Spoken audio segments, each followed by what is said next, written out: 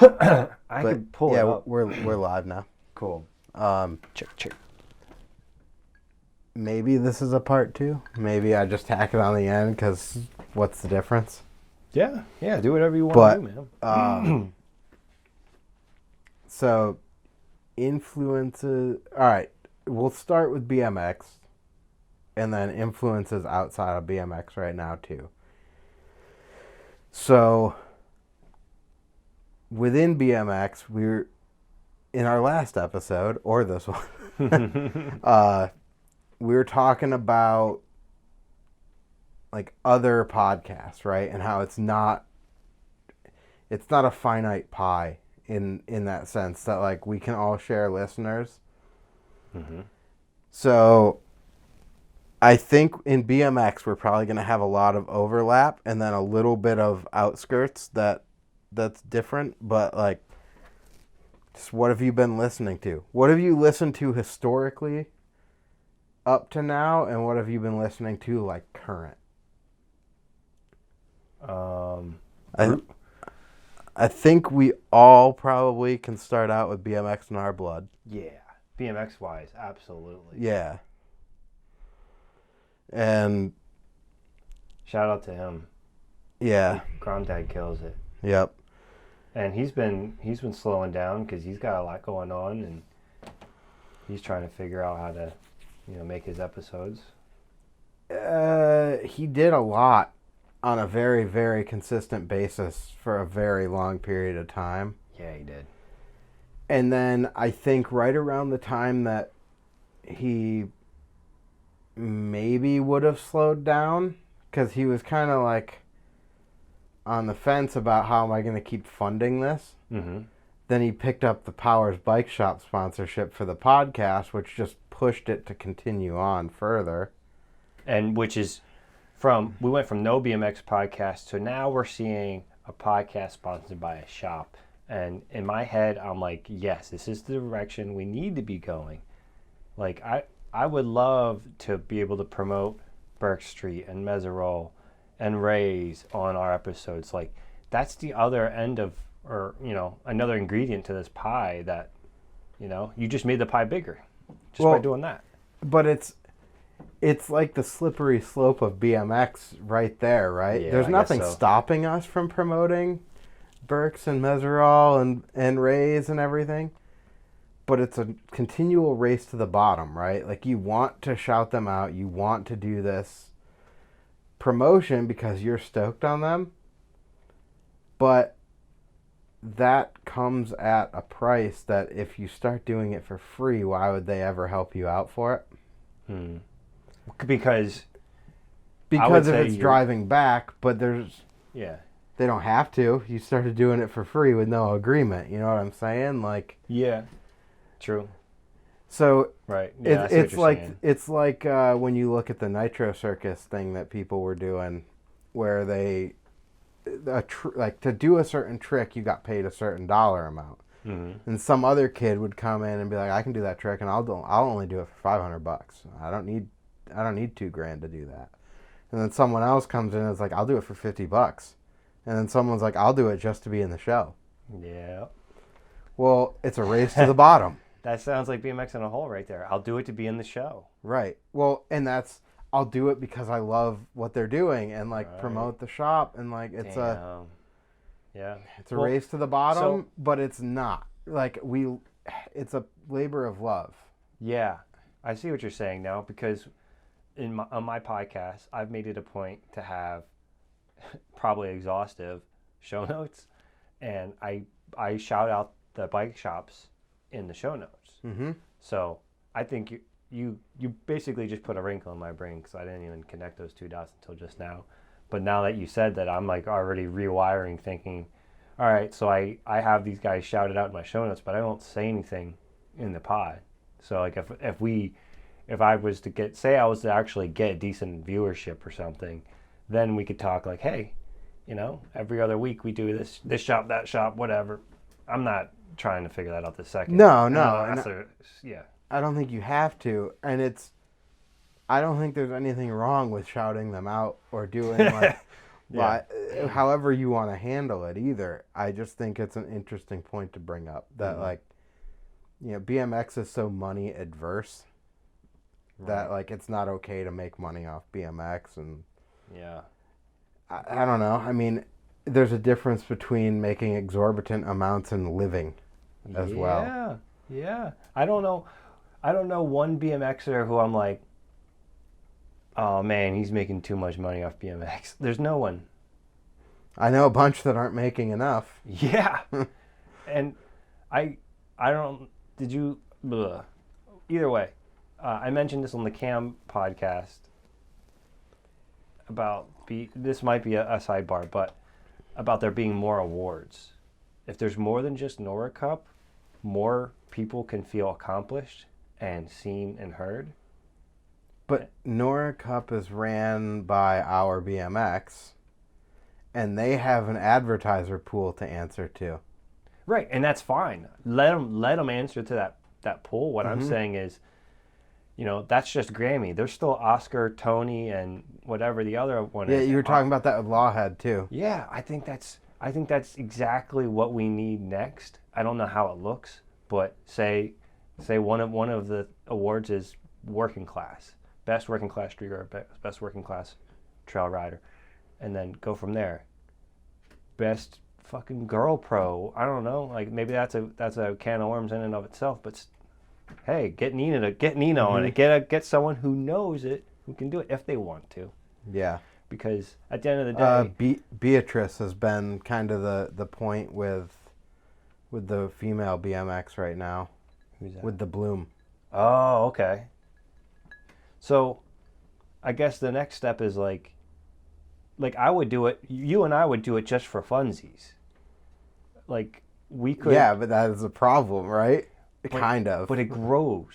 So legitimately, if we wanted to, I'm not saying we have to or we should, but I'm just saying, on our own volition, we could put together all the riders that we can think of that we can confirm that work, and you know maybe it gains attention and then it goes from there. So like, my point in saying all that is that it doesn't have to come out of the gate completely with a coat of gloss on it. If somebody out there wants to start, you know, like scene's not dead. That guy, okay, he's into like the scene. So like, get as many scenes together as you can. And it's like, how do you put it together? A fucking mailing list, whatever. Like, yep. There's ways to do all this stuff. It's just finding people who are energetic enough and have the initiative enough to do it. Yeah. Which is, getting people to ride is one thing. Get them to do anything else outside of that. And having it not feel like it's the upper echelon patting themselves on the back for everything too. Yeah. I mean, how many times do you look at like who won Nora Cup and you're like, shocked. Well, that's why I think there should be more awards. It shouldn't be a shock if they're up there enough to win an award. It's because they should theoretically have been putting out enough content that they stayed relevant. But that's weird. It's super weird. That's why there should be more. I don't know how I feel about it. I haven't thought about it enough. Well, Percy did a thing just for Ride PA back in the day where it was like he would do like a 12 videos of the year kind of thing, and it was just all Ride PA stuff. And like that's exactly what I'm talking about, just maybe in a smaller sect, which is fine, but there needs to be more mixing of the brands. But yeah, I guess that's a little bit off topic.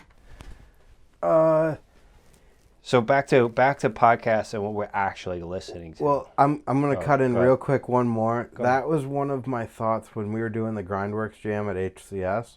And I was telling every brand that sponsored it to come set up a booth. I was thinking back to, like, you remember the Subdivision trade show days?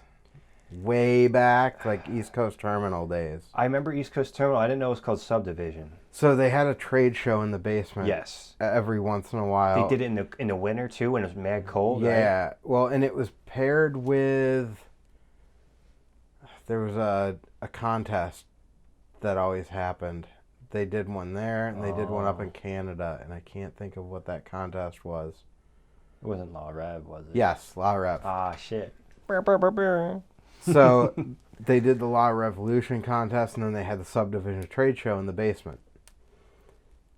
That pairing of a contest or jam and this underground niche of BMX brands that maybe didn't even have to pay to exhibit, that's what I would like to see more of. Yes. Because I would way rather see what the Yeah has going on and Keystone brand and Nowhere BMX than like the new cult colorway. I mean, And I mean, that's a personal thing, and no disrespect to Cult on that. That was just a good example at the moment because we were talking about pink Cult tires earlier. Right. But I don't know. I think there's a lot of cool things that are happening in little bubbles of what I would call regional brands. Not necessarily like national or international BMX brands, but you've got like MHS out of Pittsburgh is making sprockets. You've got the bar end guy was doing bar ends for a while. Work, I would say at this point, is fairly regional. I'll elect for him to answer that.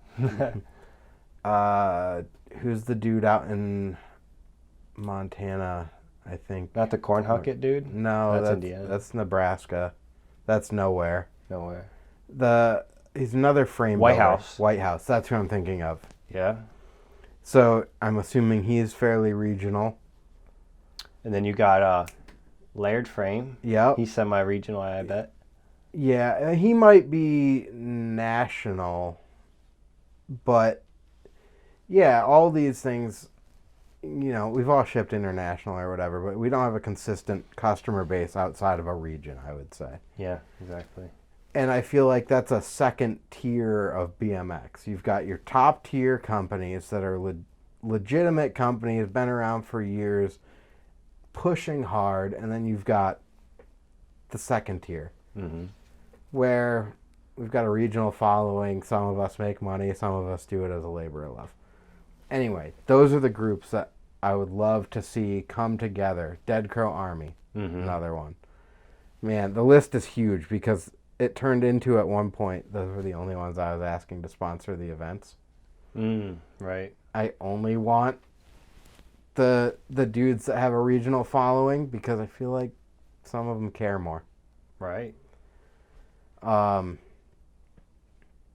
That created like an interesting dynamic, but it never really went anywhere. I didn't feel like I got enough people to show up to make it a thing. Yeah, it'd be cool if there was like an event that was like quote unquote Texas Toast in a way, where it's like bring your own ramp or rail, but it's also like a flea market. I think it's achievable, but I was thinking Interbike was outrageously expensive. If you weren't in that top tier, you couldn't afford it. And even the ones that could still couldn't afford it. Oh, well, towards the end, they would set up a fake booth in their warehouse, post all the pictures like they were there, and they weren't actually there. I mean, that's pretty interesting. I mean, Animal did it from a hotel room. Or they'd pack a backpack with parts and walk the floor and talk to people and show stuff off and hope they didn't get caught. Yeah. But all of that stuff, like, it shouldn't be that large of a paywall. Right. Obviously, if we're doing it in a parking lot at HCS, we can do it for net free. If we have to rent a venue, we're going to have to start passing costs down. Right. But how much should it really be versus how much is it when you're doing it for profit? Because that's the other thing. Like, Interbike is an organization, and it is a for-profit venture. Yeah. So, Cabda is another one that does it. They're a lot cheaper to go to. There was Snowbike as well. Right. Frostbike, is that the same thing? Yeah, maybe it was Frostbike, not Snowbike. Mm-hmm. but like they're expensive. Yeah. And they prevent the second tier companies from being included in the market. Right, because it's either that, you're either tier 1 or you're basically insignificant. But what if anything's happened, there's probably a couple tiers now, that are invisible until we literally talk about them, because there's no regulation, there's no fucking system to quantify anything. When you're not going to get advertised or shown unless you're paying for it. Yeah, but one of the topics I wanted to mention before was like the way that the BMX landscape is kind of sort of laid out is like they don't want you. They don't want a new brand popping up. When was the last new brand that popped up nationally? Merit. And how old is Merit? Mm-hmm. I went on their YouTube recently and I was like, holy shit. And was it because that it was, I feel like there's this, when a brand starts, you get this like little bit of, someone starts kind of uplifting them and saying it's cool until they start to do okay. Yeah. And then it's like, oh, no, we can't have this. Mm-hmm. And, all the ties get cut and things fall apart pretty quickly. It's interesting thought. Definitely a topic for another day. Yeah. So, I used to listen to a ton of podcasts. Mm-hmm. All the time. I had a 45, 50-minute drive to work in Pittsburgh. Yeah. Never bothered me. Like, podcast all the way in, podcast back. You could more or less get almost a full episode in each way. All right. So you could really stay up on things. Mm-hmm. Especially when it's only being posted once a week. Like, you can really catch up. And I didn't start listening to the BMX in Our Blood until he was on like episode 80 or 90. Holy shit. And I got fully caught up. Nice. Wow. On top of, and I'm just going to rattle some off that are relatively inactive now, Space Brothers. Yes. Shout out to them. So I listened to every one of their episodes in order, 1 to whatever they capped at. Well done, too.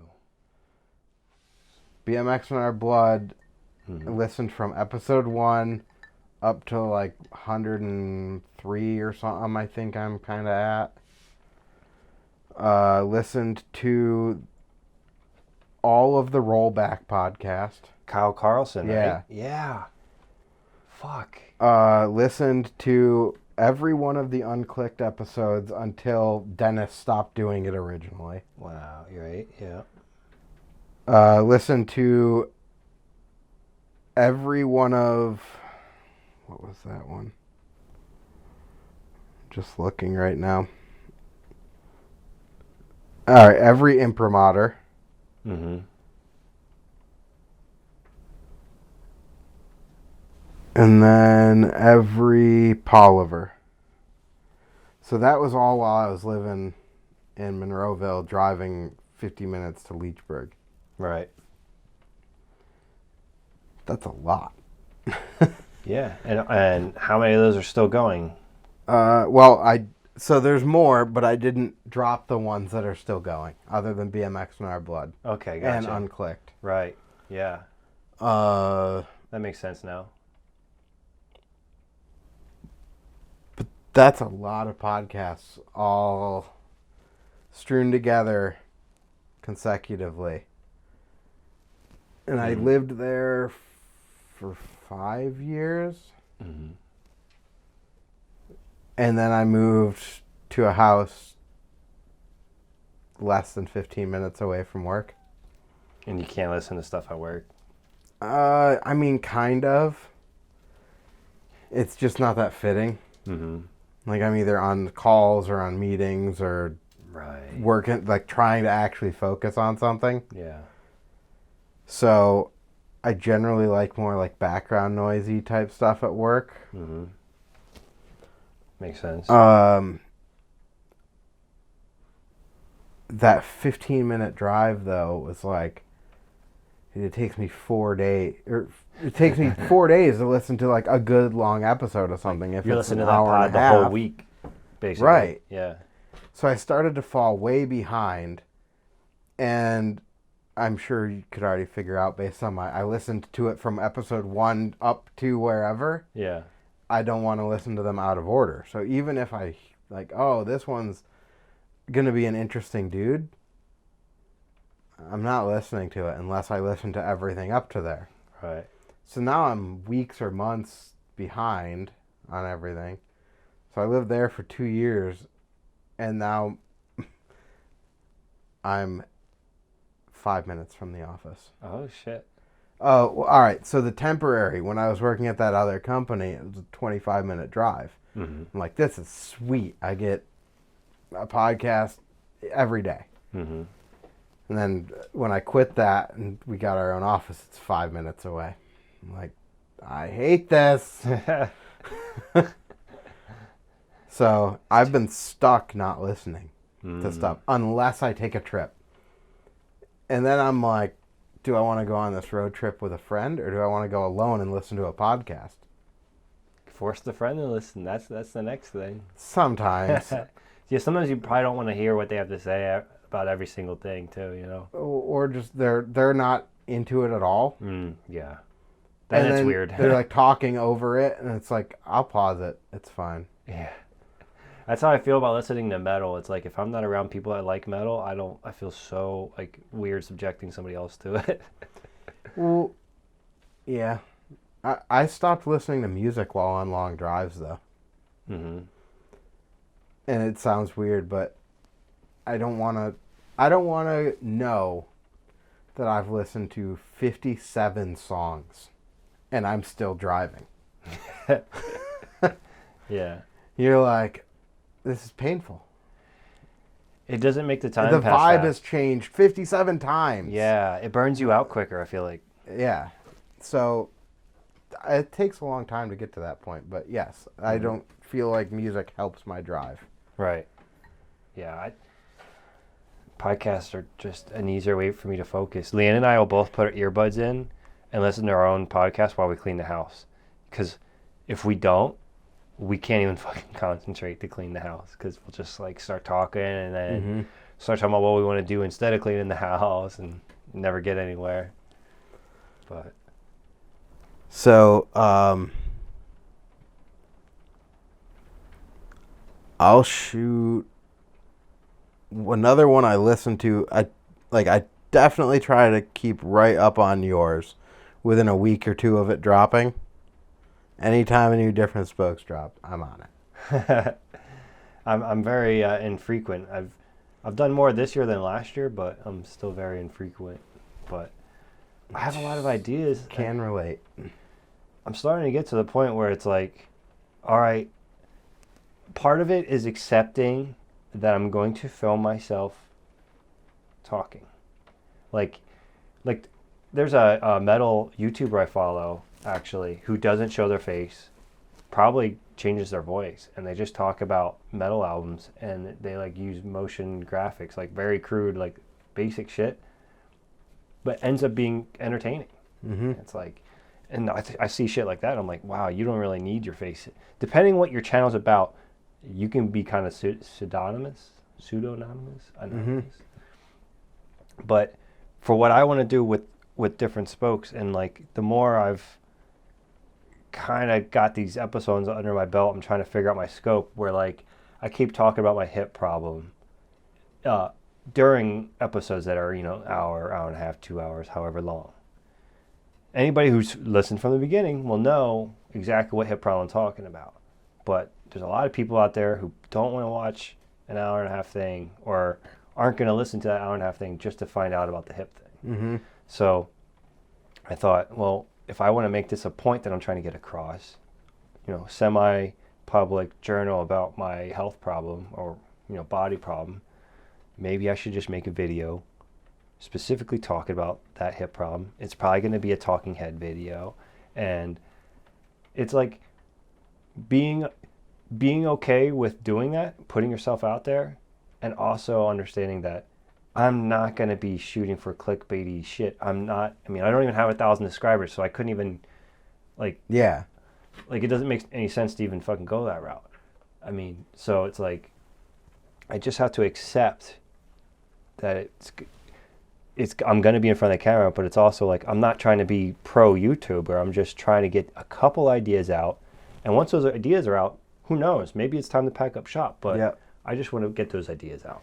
So, not necessarily promoting it by any means, and I haven't been doing it in over a year now. But Twitch was really good for that. Like, about just knowing you're on camera and handling yourself as if you're not and natural. Mm. Some of it came from, like, you're already doing something else, so it's just, like, on the side Right. to normalize it. But then we've also been doing it forever. We ride BMX. Like, we're not camera adverse.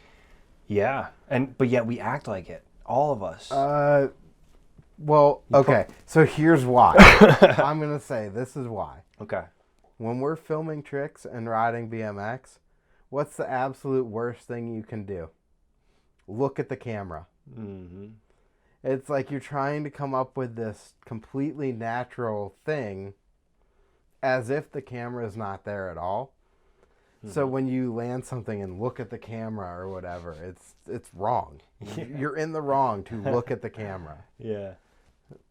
Unless you're flicking off the camera. That's like the only quote unquote acceptable time to be staring at a camera. But even still, it's like breaking the third wall. Mm-hmm. Fourth wall? Fourth wall. Something like that, yeah. I don't know. You know what I mean. Yeah. Whatever. Stanley Kubrick. But when you're talking to an audience, you're not breaking that wall. You're interacting with the camera. So that's probably why it's different. Mm-hmm. Yeah. We've built this entire life out of not looking at the camera. Right, because it goes back to like that outcast thing where it's like you were, I was like that too. I was like, I'm not going to be the jock attention dude. I'm going to be over here drawing in my notebook and wishing I was riding my bike and doing that kind of shit. So it's like the whole camera thing is like, the whole being in front of the camera thing is kind of like, I guess, against a little bit like of that foundational aspect of why you got into it. But as the world turns, everybody got a lot more comfortable being in front of the camera. And then once you start seeing some doofy people over here doing all kinds of weird shit, you're like, wait a minute. I probably could talk about BMX and not be as crazy as this person talking about Skittles. Yeah. There's a niche for everything now. And it feels like, it doesn't feel like you're trying as hard because there's so many people record themselves. Yep. Well, and then back to the BMX thing. I think even being behind the camera, you don't talk. Mm-hmm. If you are filming someone, you don't exist. Yeah, you yell. So your buddy lands something and you scream and it fucks up. Like just blows out the mic on the camera. Yeah. So it's like you don't say anything. You don't talk. Like if someone's standing next to you, you're like, stop. Mm-hmm. Don't talk to me. I don't exist right now. Mm-hmm. I'm purely capturing a moment that doesn't have us talking in it. Yeah, especially if you're curled up in a ball inside of a set of stairs. You're like, no one say nothing to this guy. Right. But like you get like someone just lurking next to you and you're like, hey. But yeah, even if someone crashes, it's like, I'm going to film what's happening until you acknowledge that I need to speak to you. Yeah. And if I need to speak to you, that's fine. But like, I don't exist behind the camera. And the camera doesn't exist when I'm in front of it. I'm a ghost. Ghost filming. Yeah, it's just kind of a bizarre thing. So we've almost learned bad habits from it. Right. Yeah. And then to touch on outside of BMX, there is people I follow. I went down during quarantine. I went down a technology rabbit hole on YouTube and got into Apple stuff. And there's probably 5 different people. Whenever Apple shakes shakes a feather, there's 5 different people putting stuff up. Same thing goes for Google. Same thing goes for Samsung. There is channels devoted to all these brands, and the weird thing is like I'm subscribed to a couple of them, and I might know exactly what that was going to be in that video, but I still watch it anyways because the way it's getting delivered. Like this one guy, he calls it front page tech, but his like logo is like toilet paper, and he's like, this is like content for you to consume while you're on the shitter. And it's like, instead of being extremely nerdy, it's like just if somebody in high school like had to tell you about some shit, but they did it in a cool way, and he kind of like jokes with himself. And so that dude who does that has a podcast with this other dude who I follow, and I'll end up clicking play on these two dudes talking about completely nonsense, but it's because the banner is good. What podcast is that? It's called the Genius Bar. Okay. And you sent me that one before. It's nothing crazy, but it's like the fucking back and forth, and it's like, man, who do we need? What 2 bike riders do we need to team up? Like Space Ghost was like that, like, but think of somebody with like a little bit more colorful personalities, because those dudes were very nice and reserved. But like, think of like if Nasty was on one, if Nasty had his own podcast. Why doesn't Nasty have his own podcast? Didn't Vinny have one for a little while? Salmon? Yeah. Vinny Salmon? There was Bob posted one with Vinny. Vinny. All right, Skirbo and yes. So the Skirbo and Vinny, Yes. It was Vinny's show, I'm pretty sure, that Skirbo was on. And I don't know if there was ever more episodes of that. I thought Bob was hosting it. I think it was the other way around. Either way, I DM'd Bob as soon as that dropped, and I said, if you need any help, like with graphics, thumbnails, anything. I'm trying to look it up right now. Because maybe Vinny has a podcast? I don't know. It was It was all about like it was Scapegoat Projects. Yeah. Vinny podcast. Right. Yeah, Scapegoat's Bob's thing, I believe. Okay. Not that it matters that much. Yeah, either way, I mean, that was a solid listen for a one-off. So it was so good. And it's like, if you had, those dudes could pull a story out a week of anything that they've lived through. You know? I'm leaving that up because I'm going to link to that. Yeah, that's good. That was a solid one. So, more people with more stories that people actually care about. Because what me and you are almost doing is trying to convince people to care about what we're saying. yeah. Whether it be about community, Right. events. And other people already have that. They don't have to convince anyone. Right. And to me, they are sitting on money if they want it. And I'm not saying cash in like a whore. I'm saying get paid. They put it out Get there. paid to be you. You know, like Jackson Radema, fucking George Sasanos, Rob Wise, all those motherfuckers. Any one of those people could have something. Do you think there's, like, the people that are opinionated with a personality and a lot of stories, do you think that they have a reason not to say some of it, too? Well, Some of it would be self-incriminating. yeah, you gotta hold off where you gotta hold off. There's one I've been listening to a lot lately that, like, all right, how do you feel about skateboarding? Do you feel like this? All right, I know a lot of people that it's like, oh, don't listen to anything that skateboarding does, that they don't care about us, blah, blah, blah, whatever. I don't disagree with that standpoint in a way, but I'm not going to not consume content that's enjoyable just because of that, too. Yeah.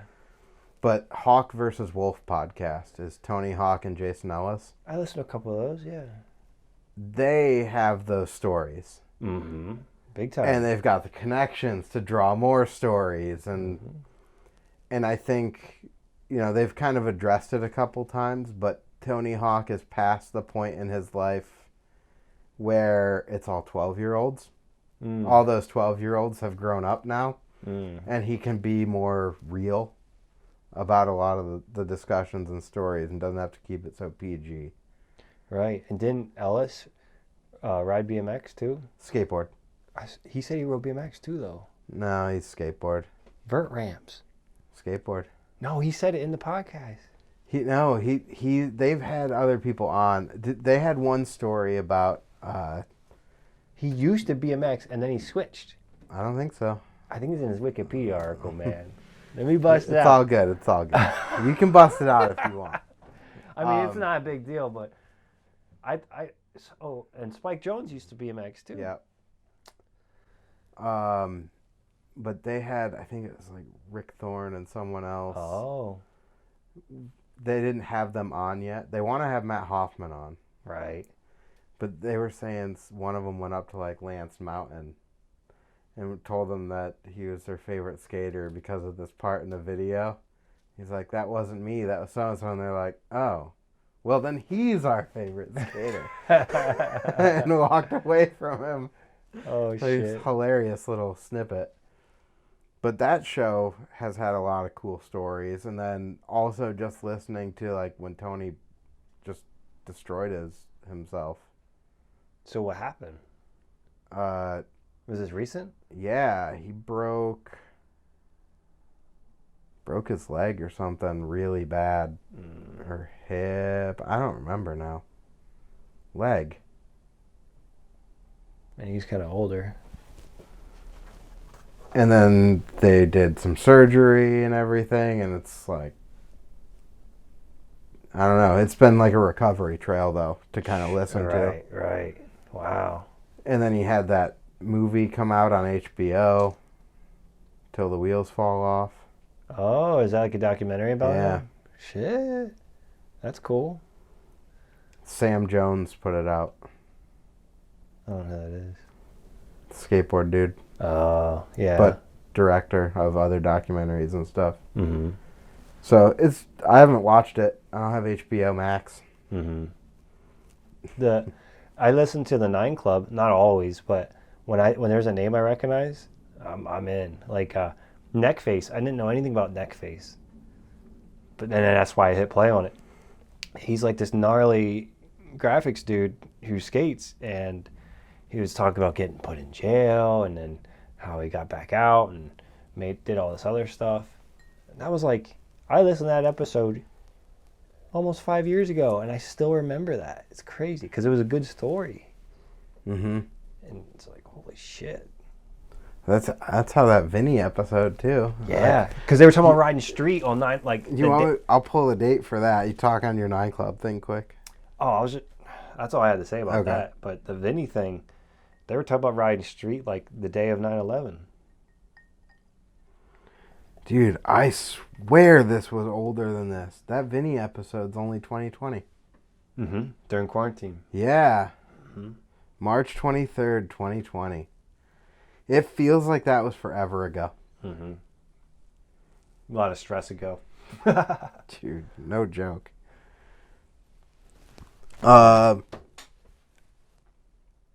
So, you've been listening to, or at least talking with, and probably listened to some of the Goat Cave. Yeah. I have been subscribed to that for a very long time, and I've not listened to one episode. I'm still like catching up to everything else. Sometimes like the run times on his episodes are daunting, but then you're like, wait a minute, like you can play this at double speed if you need to, because sometimes it's like information that's really easy to digest. Mm-hmm. So it's like I can listen to this at twice the speed, and it just kind of sounds normal. It doesn't sound super crazy sped up. But then once they get to the good parts, you calm it back down. Yeah, you gotta back this down. Yeah. Mm-hmm. I generally don't fast forward them like that. Yeah. But I don't know. I feel like the long run times don't bother me, or at least didn't used to. Mm-hmm. I run long all the time. the thing that it's more difficult on YouTube. Like, I can't leave this browser window up for 3 days on a YouTube video. That's going to get lost if I don't leave it up. Or if I don't finish it. Mm-hmm. And it's not like you can leave it up on your phone easily.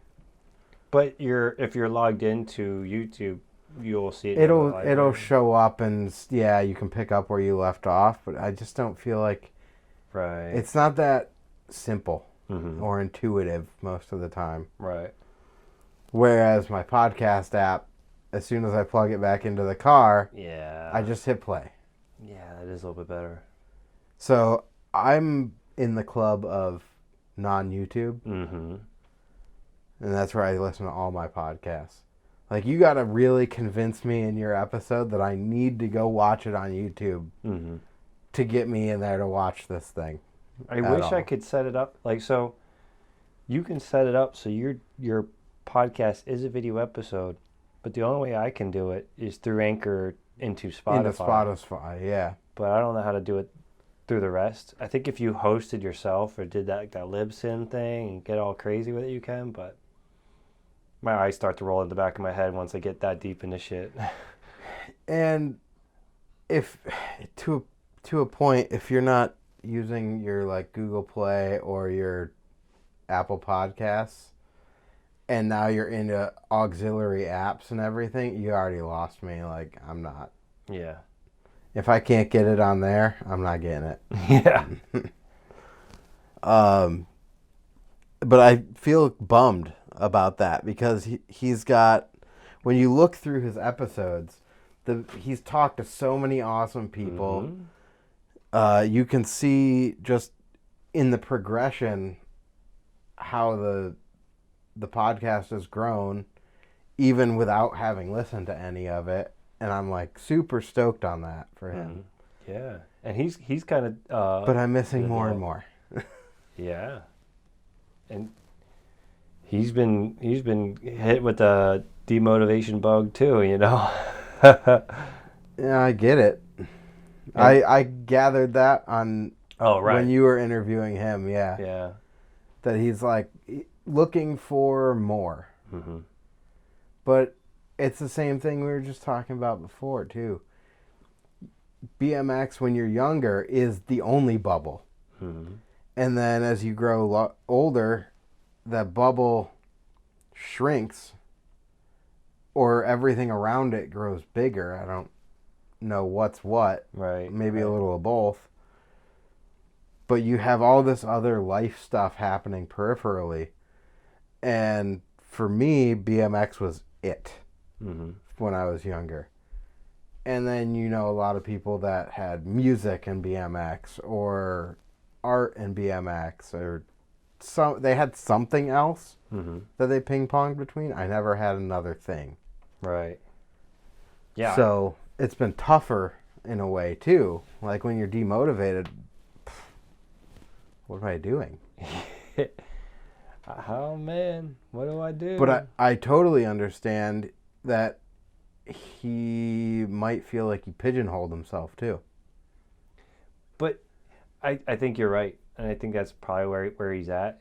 And in my head, I'm thinking the pigeonhole is imaginary. Like, it is. Different Spokes may seem like just a BMX podcast right now, but the truth of the matter is anybody who's willing to talk to me that I want to talk to, I will have on. Like, I would love to talk to owners of companies that have nothing to do with BMX, just to know how they do stuff. Kind of, I mean, I think Rogan gets a lot of hate here and there for things, but at the same time, it's like that's kind of the model. It's like whatever you're interested in, follow that. That's it. Yeah. Now he's correct in a way that he's pigeonholed himself. It is an imaginary pigeonhole. Because at any moment you can stop doing just that one thing. And you may have to transition it over time where you talk half and half on an episode and then people get more used to you talking about other things. I did have this idea that if I had a non-BMX episode, I would start off with a disclaimer. So any of the BMX heads would be like, okay, cool. But you do have that pigeonhole in the sense that as soon as you start putting other content out, if there's no BMX in it, your listenership is going to drop off on a per episode basis. And you'll have to sprinkle it in and keep it up, but you're going to have an episode with a bunch of views and listens, and then you're going to have an episode with minimal views and listens. Right. But all these interests and circles overlap. Does it carry enough for me to want to listen if I'm not that interested in it? Maybe not. Mm-hmm. And that's where you might lose someone like myself that likes to systematically go through episode 1 up through current. Mm-hmm. If you start hitting topics that I'm not interested in, I may fade off from your podcast before I just skip that episode and go to the next couple that do interest me. Right. And I don't know if I'm in an oddball community there or if I'm like normal in that sense. I think a lot of people hop around. Yeah, oh yeah. Yeah. I think that's what it is. It's just like anything else. It's I'm like a completionist. Right. That'd be a good name for your video part. The completionist? Yeah. Yeah. Ironically, from an uncompleted video, hilarious. Gives you some grounds to finish it. So I do need to catch up on him, or even start. If you want a non-BMX podcast that has the other thing about non-BMX, so like it's like basically BMX is the coolest, and then the next best thing, or well, the next mature thing is BMX and topic. Mm-hmm. Unrelated to BMX, but related because that person is passionate about it. BMX adjacent, even. Like, there you go. What did BMX get you into? Also, photography, videography, right, and music, websites, all kinds of shit. Right. So there's a lot of BMX adjacent stuff that you can really easily tie in. Just if you wanted to. Right. Now, if you wanted something that was completely non-BMX adjacent, the one thing I've been listening to is called the All In podcast. And they started during quarantine. And you would think if you had a fucking $1 billion, you have enough money to shut the fuck up and disappear. And you don't have to listen to anybody or talk to anybody.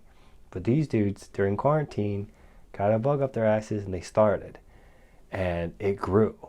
And now it's one of the top 20 podcasts in the charts. And they are billionaires, so it's like it to be a fly on the wall of those conversations is really interesting because it's like because they have so much ego involved, it's like they should and could shut the fuck up, but instead they have to be right and they have to go at each other, and they're friends, but they'll bicker, and the intros, they do intros where they make fun of each other, and it's just so well done. Is that the show? I see a lot of snips, I think, from on YouTube where it probably gets really where ripped apart. There's a lot of like stuff from Shark Tank gets brought up on there a lot. Or is that not that show? The one dude from Shark Tank, Mark, right? Is he on there? No, he's not. Mark's not on there. Jason or Mr. One. No. One of them is on there, but they don't bring up Shark Tank ever on the show. So maybe they're pulling the show and then memeing it with the Shark Tank stuff. Well, I've seen a lot of clips of like Mark on a show talking about like how certain things were bad or certain things were good, or how the perception versus the reality on the show was interesting. Oh, he was talking about Shark Tank itself.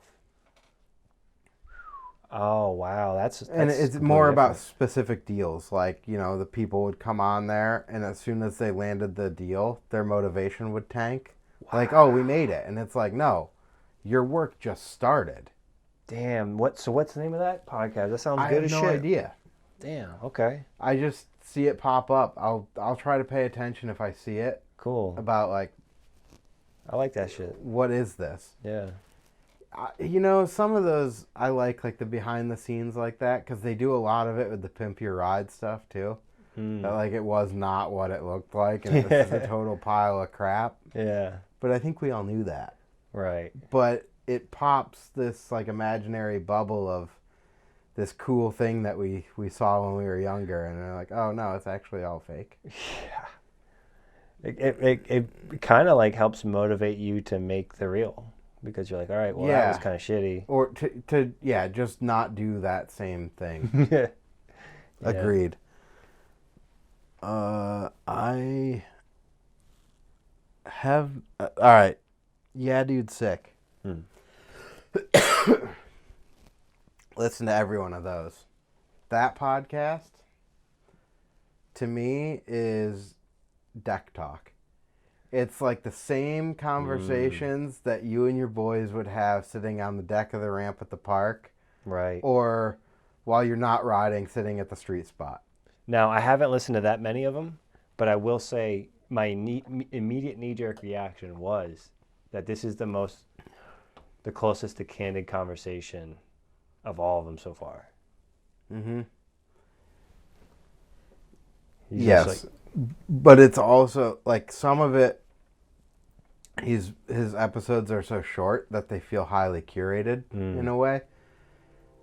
But I believe that Casey was on Doyle's podcast on Poliver early on. Oh shit. And I think that they had like a lot of editing back and forth to get that where he wasn't saying two opposing things at the same time, and I could be totally wrong on that. And maybe I'm thinking of a different Doyle episode, but I know he told me that about one of them. Oh, he mentions that in the little interview with Brant, that he had to edit podcasts to help the guests not seem as contradictory to themselves as they were, or something like that. Yeah. So that might have been Casey's. It might not have. Mm-hmm. But no, I love his episodes. So they always feel, if they're not funny, they're right on serious. Right. I need to break for water. Yeah. Right. Let's see if we make it through this one. Anyway, it always feels like deck talk to me. Mm-hmm. Whether it's complaining about shoes. I don't know if you listened to his shoe episode or not. I don't think I did. I feel like you and Lawhead would enjoy it. Cool. It was one of his earlier episodes. Is he talking shit on the shoes? Like, dude, a lot. Awesome. I should have him on. What was it? It was BMX shoes. Episode 12. BMX shoes are trash. Sounds like we got something in common. Hell yeah. Dude. What the heck? So, yeah, that episode was awesome, but you'll definitely have to listen to that one. Cool. Unclicked. I don't... I feel like it's partially that I've been so detached from mainstream BMX for a while. Mm-hmm. But I just don't feel like I relate to a lot of their guests. Yeah, and it's kind of like people who we've already heard from and we already know about. Like, I'm always down to hear more from Chad Curley, but it's also like he's right there. He's right there in San Diego, and you talk to him every day. Right, but it's like But all right, look, can we be topical then? If you don't want to do like new interviews, can we be topical? As in, I don't know, like different tricks, or like what's your favorite trick? What's your least favorite I kind of like to go in the negative realm with that. Like, what is your least favorite trick to see? Mm-hmm. Right, because then if you have a bunch of people around, say, 4 or 5 people, especially if they're names that people recognize, people are going to want to hear what gets chopped up. Yeah, but there's only so many, like, Right. interviews you can do where you're promoting something or otherwise. Right. Those get tough for me. Like, I haven't listened in a while. Yeah, because stories, at the end of the day, the stories are what, like, you get one interview, kind of, and then it's like stories from there on out. Right. And, I mean, stories could be cool, but you got to have the right people for stories, too. Mm-hmm. Like, a lot of people don't interest me all that much. A non-BMX podcast. It's called Kill Tony. And it's a live, real show that they turn also into a podcast. You know about it? No. Okay. So anybody can be on. There's a bucket. You write your name on it. So you as a guest. So you're going to an event. You're going to sit in seats like a theater, like a comedy show. But you can be on this. Basically, they draw names out of the bucket. They draw your name. You get 1 minute of stand-up.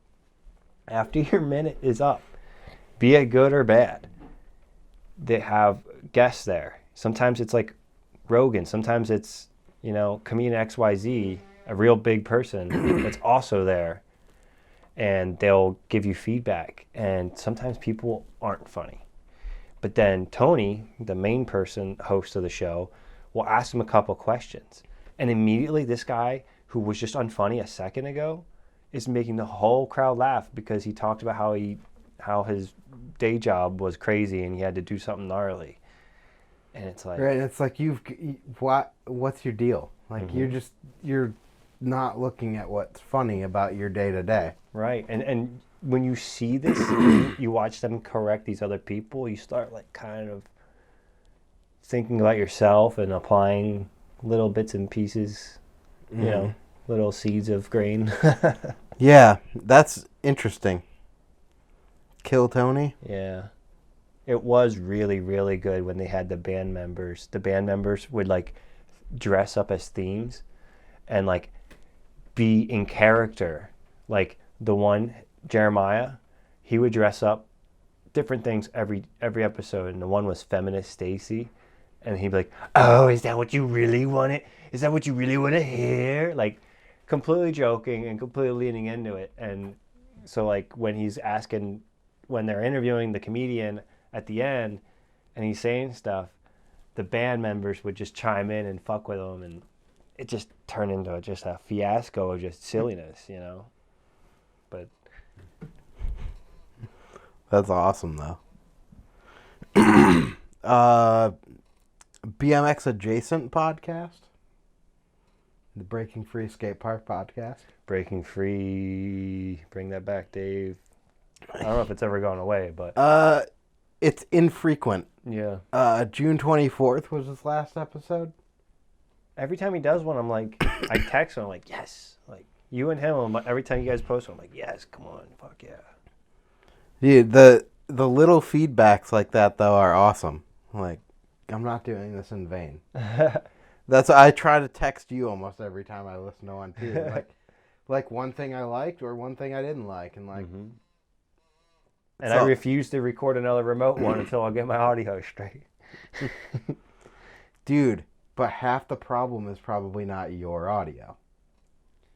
It's just it's a checkbox or like a program or something like that. Half of it is, do they have a good enough mic? Right, and that's the other thing for sure. But I'm not even at that point yet. I'm just trying to get everything separate. Yeah, that's it. Like, and then also Breaking Free. But his other one, Wrench Life. Yeah, Wrench Life. Was very not BMX, but interesting listens nonetheless. Health, food, and different healthy lifestyle choices. Yeah, he went deep on that shit too. Talking about all kinds of nutrients. I just looked. He's got 3 episodes I haven't listened to.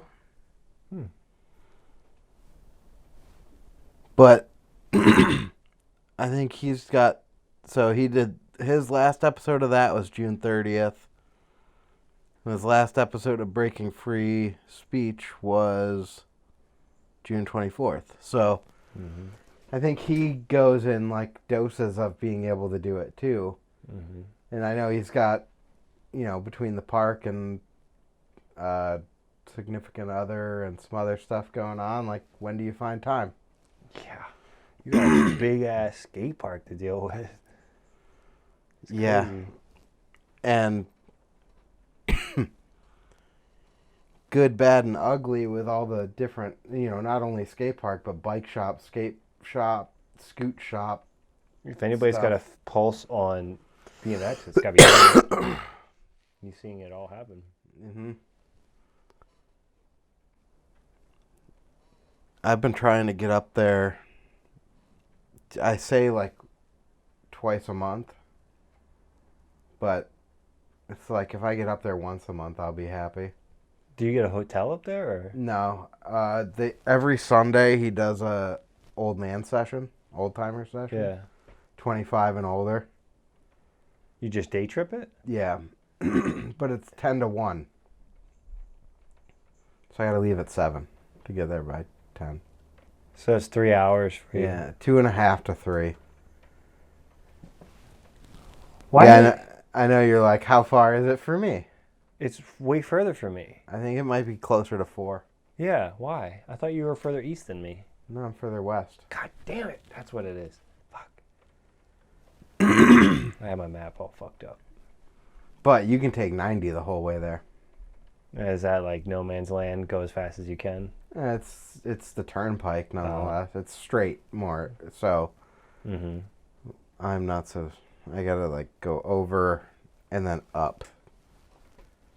And there is highway to get there, but right. I really want to make that at least twice a month while I'm in the winter months. Yeah. It's just tough. It's like I won't wait for people at this point in my life. If I'm saying I'm leaving at 7, don't text me at 7:15 and ask if I left yet. Well, those people could just meet you there. Because I'm not waiting till 8:15 to leave now, or like the session is shot. Right. So, like if you don't text me at 6:45 and tell me you're on your way, I'm leaving. Right. And I'm not turning around for you. Right. But again, like if I'm making a drive, I don't even want someone with me half the time anyway. It's a long drive. But I don't know. I like mixed feelings on that because it's way more fun to go with people. I feel like I've waited too many times for other people to end up not going places. Right. Wow. Like, Been there, done that. Yeah, right. And it's like, no, I'm planning to go on my own now.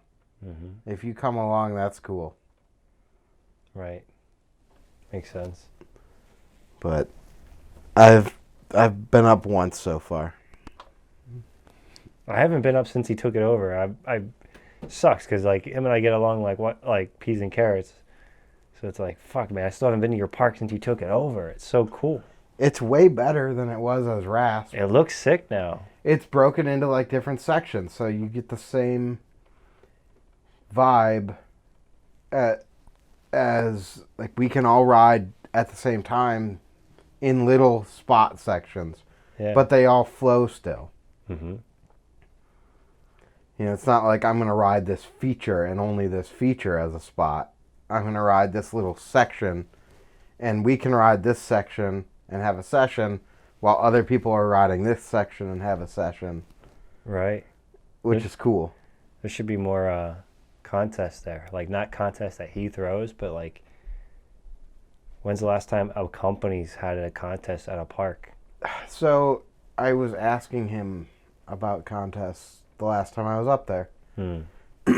He said that typically it's counterproductive because people will show up and go, oh, there's a BMX contest happening here today. Oh, right. And then not like his regulars won't pay and won't show up. They'll just leave. Right. So you do that enough times, and now like your regulars are scared to show up on Saturdays or something because there might be an event going on. Mm-hmm. Wow. So he said when he does them, he likes to try to do them as like a section of the park. So maybe like a mini ramp jam. Oh, that's smart. Or a box jump jam. Yeah. Wow. So that's an interesting take, though. Mm-hmm. Because you don't think about it like that. I don't think about it like that. No. And his park's varied enough, too. You know what I mean? He's got the jump section. He's got a ball section. Yep. All right. Back to one that they don't do anymore because it's kind of just become unclicked. Feeble Talk. Yeah, I liked it. I thought that was a good name for it, too. Mm-hmm. I liked the whole idea about it. I don't know why they didn't just keep pushing that. I think so. It's weird. Cause like that it's rebranded as Our BMX on the podcast. Mm-hmm. But I'm guessing it was a Ride BMX exclusive thing. Right. In some way. And now we're going back down the same rabbit hole we were with the online content. Shit. Now you have a whole library of podcasts that are now obscure in this weird, click tunnel that doesn't really get fed to anymore. Mm-hmm. And now you have all this content. What, does Ride BMX own that shit too now? Well, and or whatever. Would anyone notice if it went away? Until it's like long gone. I don't think necessarily anyone would notice off the bat, but for kids who are just getting into BMX and looking up the names of their favorite riders, or like me, like I find a person who I find interesting. I look up see if there's anything about them. Well, It still works that way, I guess, as long as it doesn't get deleted. Similar to the come up thing, though, like there's a possibility. Okay, this podcast hasn't been added to. The last episode was September 25th, 2019. Mm-hmm. That's stored somewhere, right? And is it worth? Like, is someone just gonna go, delete it? Oh, like inactive shit? Yeah, or I don't think so. Yeah, I don't think so. But they could. Someone could decide to delete their account and, like, no one cares, or... Mm-hmm. Right. Did you ever listen to Keep Bleeding? It was Mike Escamilla's. Yeah, I wish he still did his, because that's a name that has a lot of stories, that carries weight. The fuck? I never listened to it. But he had, so I'm looking right now. He had a good variety. Mm-hmm. Some BMX, but then he's got like Jack Osborne on here, Kit Cope. So he's got MMA. He's got all sorts of stuff going on. What's he doing now? So March 26, 2020. It's the last upload. He literally stopped when quarantine started. Huh. Yeah. Weird. Very weird. You mentioned it a couple of times. Canode knows. I have not checked his episodes out yet. But I see between him and Dig, it is being cut up and posted in small snippets that really draw you in on Instagram. Mm-hmm. And I was doing that a little bit with mine, but it's so much easier to cut up a snippet when you're with a guest and you're talking about something that's like if basically I didn't feel like there was anything worth snipping out of the recent pod with Lawhead. It was it makes it tough when you're like, do you set a precedent and do this always, and then what if you don't get? Mm-hmm. I feel like you can always do it if you really, really want to, but I'm not getting paid to do it, so I'm going to do it at my will. Yeah, I've done it one time where I was like, oh, we've got a promo. And it was Matt O'Connell's podcast. And he runs Bitch Cranks Anonymous. Oh. And it's misspelled. And I asked him on the podcast if it was misspelled intentionally or... Yeah. And his face just goes cold. And he's staring at the camera. Like, I've been running this for 2 years and no one's ever told me it's spelled wrong. Wow. Damn. And he's like, yeah, on purpose, right.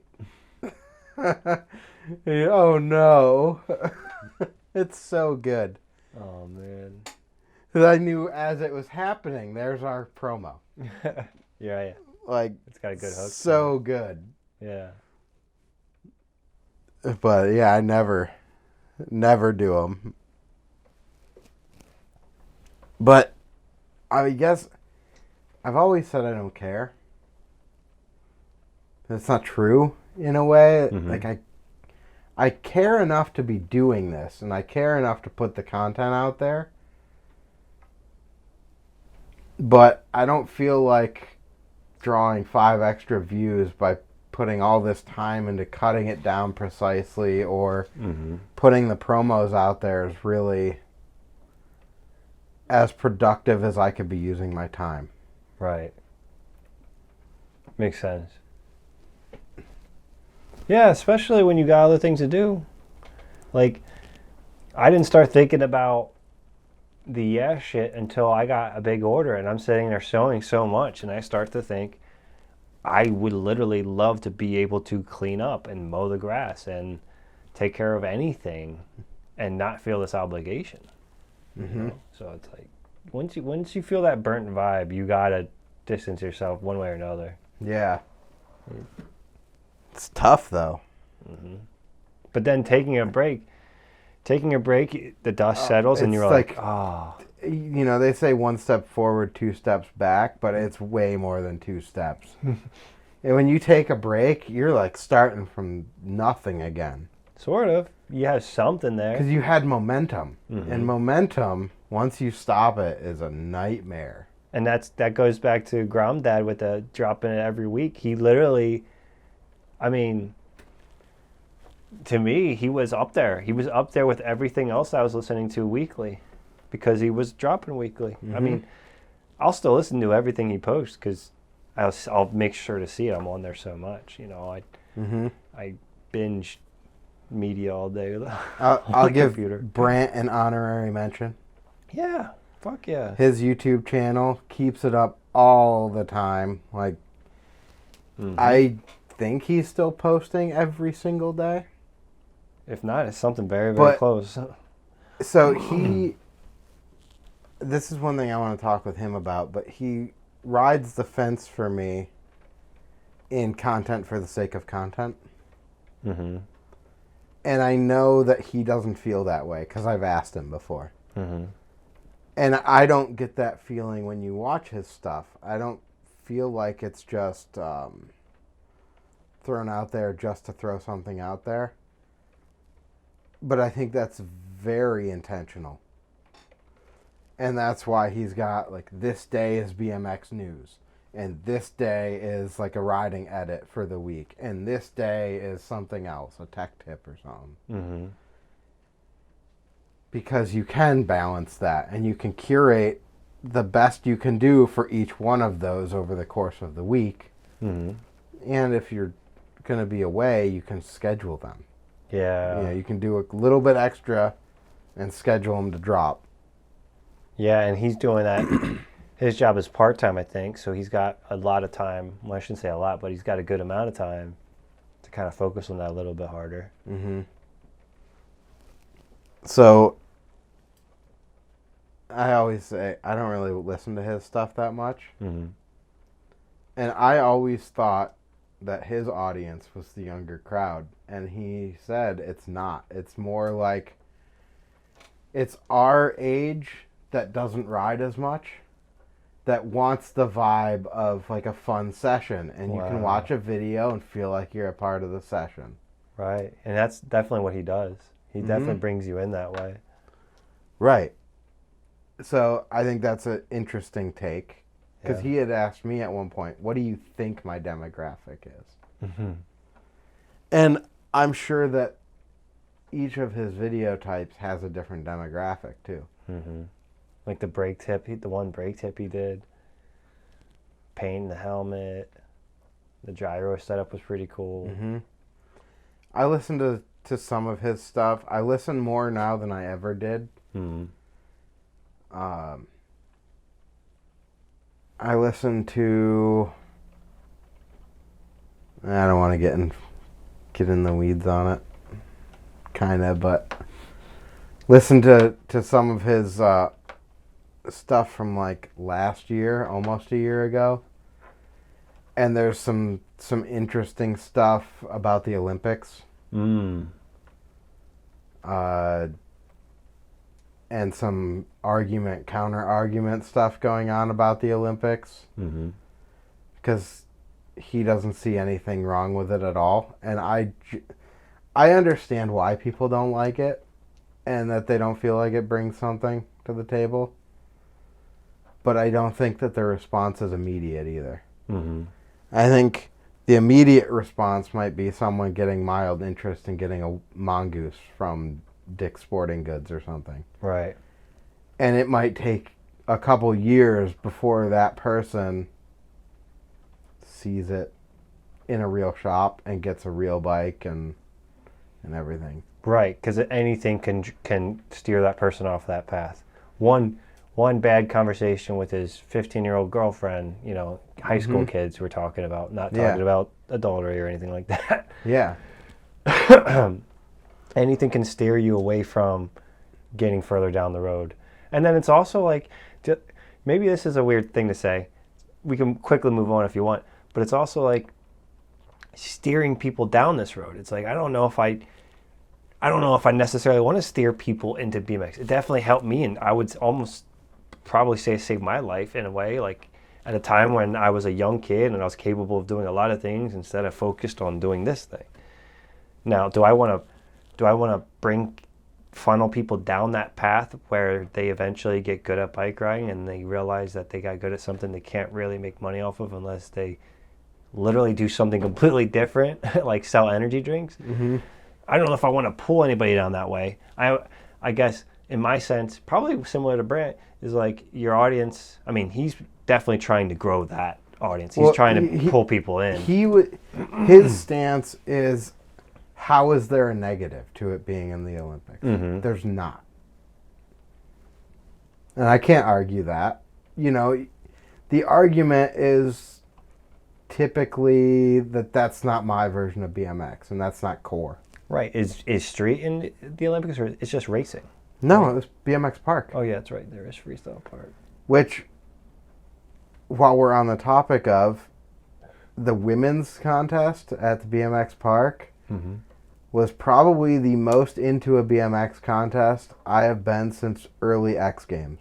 Right. But it had that like raw, sloppy vibe where you didn't, like, not everything was going to get pulled. They're pushing their boundaries. Right. And they're at that, like, their riding level right now in the women's BMX is about where BMX was in the, like, early 2000s for men's BMX. Mm-hmm. Like Charlotte pulling the 360 backflip over the box jump. Like, solid move. Mm-hmm. Awesome to watch. And then the rest of the run that she pulled out after it, you're like, oh my God. Right. Can't believe that she pulled all that stuff off. Yeah. After crashing on the first trick in her first run. And it's also a little bit more relatable to us because it's closer to our skill levels. So I could see Angie, Angie Mm-hmm. Rapp, Angie Marino. I see her jump a box or a hip, just jumping it, not even tricking it. I'm like, I would look at Liam like, I ain't doing that. Like, Yeah. That's pretty cool. So, but it's awesome to see women's BMX in that light and to be more excited about a women's contest than I was about a men's. Mm-hmm. And I knew that going into watching the Olympics, that the men's is going to be good by all senses of the word, but it's not going to draw me in. Mm-hmm. And the women's did way more than I thought it was going to. Right. Like, I could pull that up on YouTube and rewatch it right now and be just as drawn into that contest as I was when I first watched it. Which is crazy, because I'm not a contest person either. Mm-hmm. But it just feels really close to home. Yeah. So it's super cool. And then Brant mentioned a video that British Cycling did for Charlotte after she won. And it's this progression of this girl's watching the Olympics, sees it, gets a bike, is like starting to learn, progressing and everything, crashes at the park, and then Charlotte's the one that like helps her up and pushes her to land it. So it's like a cool, you get to meet your heroes type feeling. Wow. Yeah. They did a really awesome job with that video. Damn. So super cool to see that and be like, all right, you guys get it, right? And that's what I think is missed with the like BMX doesn't belong in the Olympics attitude. Is you're missing the point. You're missing BMX. Somehow. Right. In all your core values, you're missing BMX. So core it's not even in the ballpark. Yeah. What else we got with BMX? There's the new notorious one, restrain yourself. Yeah, we'll see if that pops up again. They took that one down, and Ricky, I don't know. I'm scared to even speak on it. It's like bad juju, you know? All right, so I know you and Law had talked about it a little bit. Mm-hmm. I feel like they want you to be opinionated. And I say they as in a whole of BMX. You either have to be pro Ricky or anti Ricky. Mm-hmm. But Ricky's an opinionated personality and already has a bunch of hate and negativity around him. So it's hard to, like, anything he was going to say was going to get taken that way. Doesn't matter. I don't know. A lot of it was relatable. I think there was a lot of comments that were like, we prefer to live in positivity, and it's like, well, so don't we all, until it becomes a point of delusional. And I think Ricky is trying to maybe throw something out there, like, look at what you're doing. That's all. Yeah. You know, the sales thing and like paying riders to post on Instagram, and they don't even want to do that, is an interesting, not surprising at all. Right. Yeah. I mean, I hope that they do another episode, because I hope that they can flush out and figure out what their message and their narratives are going to be. Because Dustin seems like a mild-mannered dude and doesn't really want to ruffle feathers necessarily. And Ricky will be Ricky, and you have to accept that or not, and that's it. Like, well, and Ricky said it himself in there, like, you only get, there's Ricky Lopez and there's Montana Ricky, and you're getting the character more than you're getting him. Especially when you've been a sales dude for however long, that you've kind of developed this pseudonymous personality across the country, because you're talking to how many bike shops all the time. And like you said before, like, names fall out. Names can just stick like nothing. So you gotta be memorable as a sales guy. I mean, we got a whole other topic of conversation there is the sales methodology in BMXs. Yeah. What works? We could do it briefly and then we'll flesh it out another time. Okay. What works in every other industry? You have a salesperson or a rep, Mm-hmm. and that person has a territory, and they go beat down doors and they make commission on their sales. Mm-hmm. BMX, we pay a person to ride bikes and do tricks and post them. Well, yeah, but But that's not driving sales. And then they, like, their signature part, which no one even gets signature parts at this point, it's like a signature colorway or something. right. Because then they don't have to discontinue the item if that person is no longer on the team. Right. They get like their cut of their signature colorway or something like that. Right. But if you took a conventional sales model, you give rider A a territory. This is your territory. Any new shops that haven't ordered from us in the last 3 years that place an order with us, you're going to get a cut of 5% of the profit or something like that. Mm-hmm. Every order that comes in, it's your territory. You go ride with the locals, you plan stop shops, here's your travel budget for the year, and at the end of the year, if you've done a really good job in that territory, we'll expand it and give you a bigger travel budget to travel more. Mm-hmm. You get to also film your promos and all this other stuff. I think the main thing that you're getting at is... But it's single brand sales at that point would be where well, not necessarily. You can rep 4 or 5 brands and you go into a bike shop and you push those core companies. Mm-hmm. You're a whole package. And you can promote, hey, I'm going to be at this bike shop.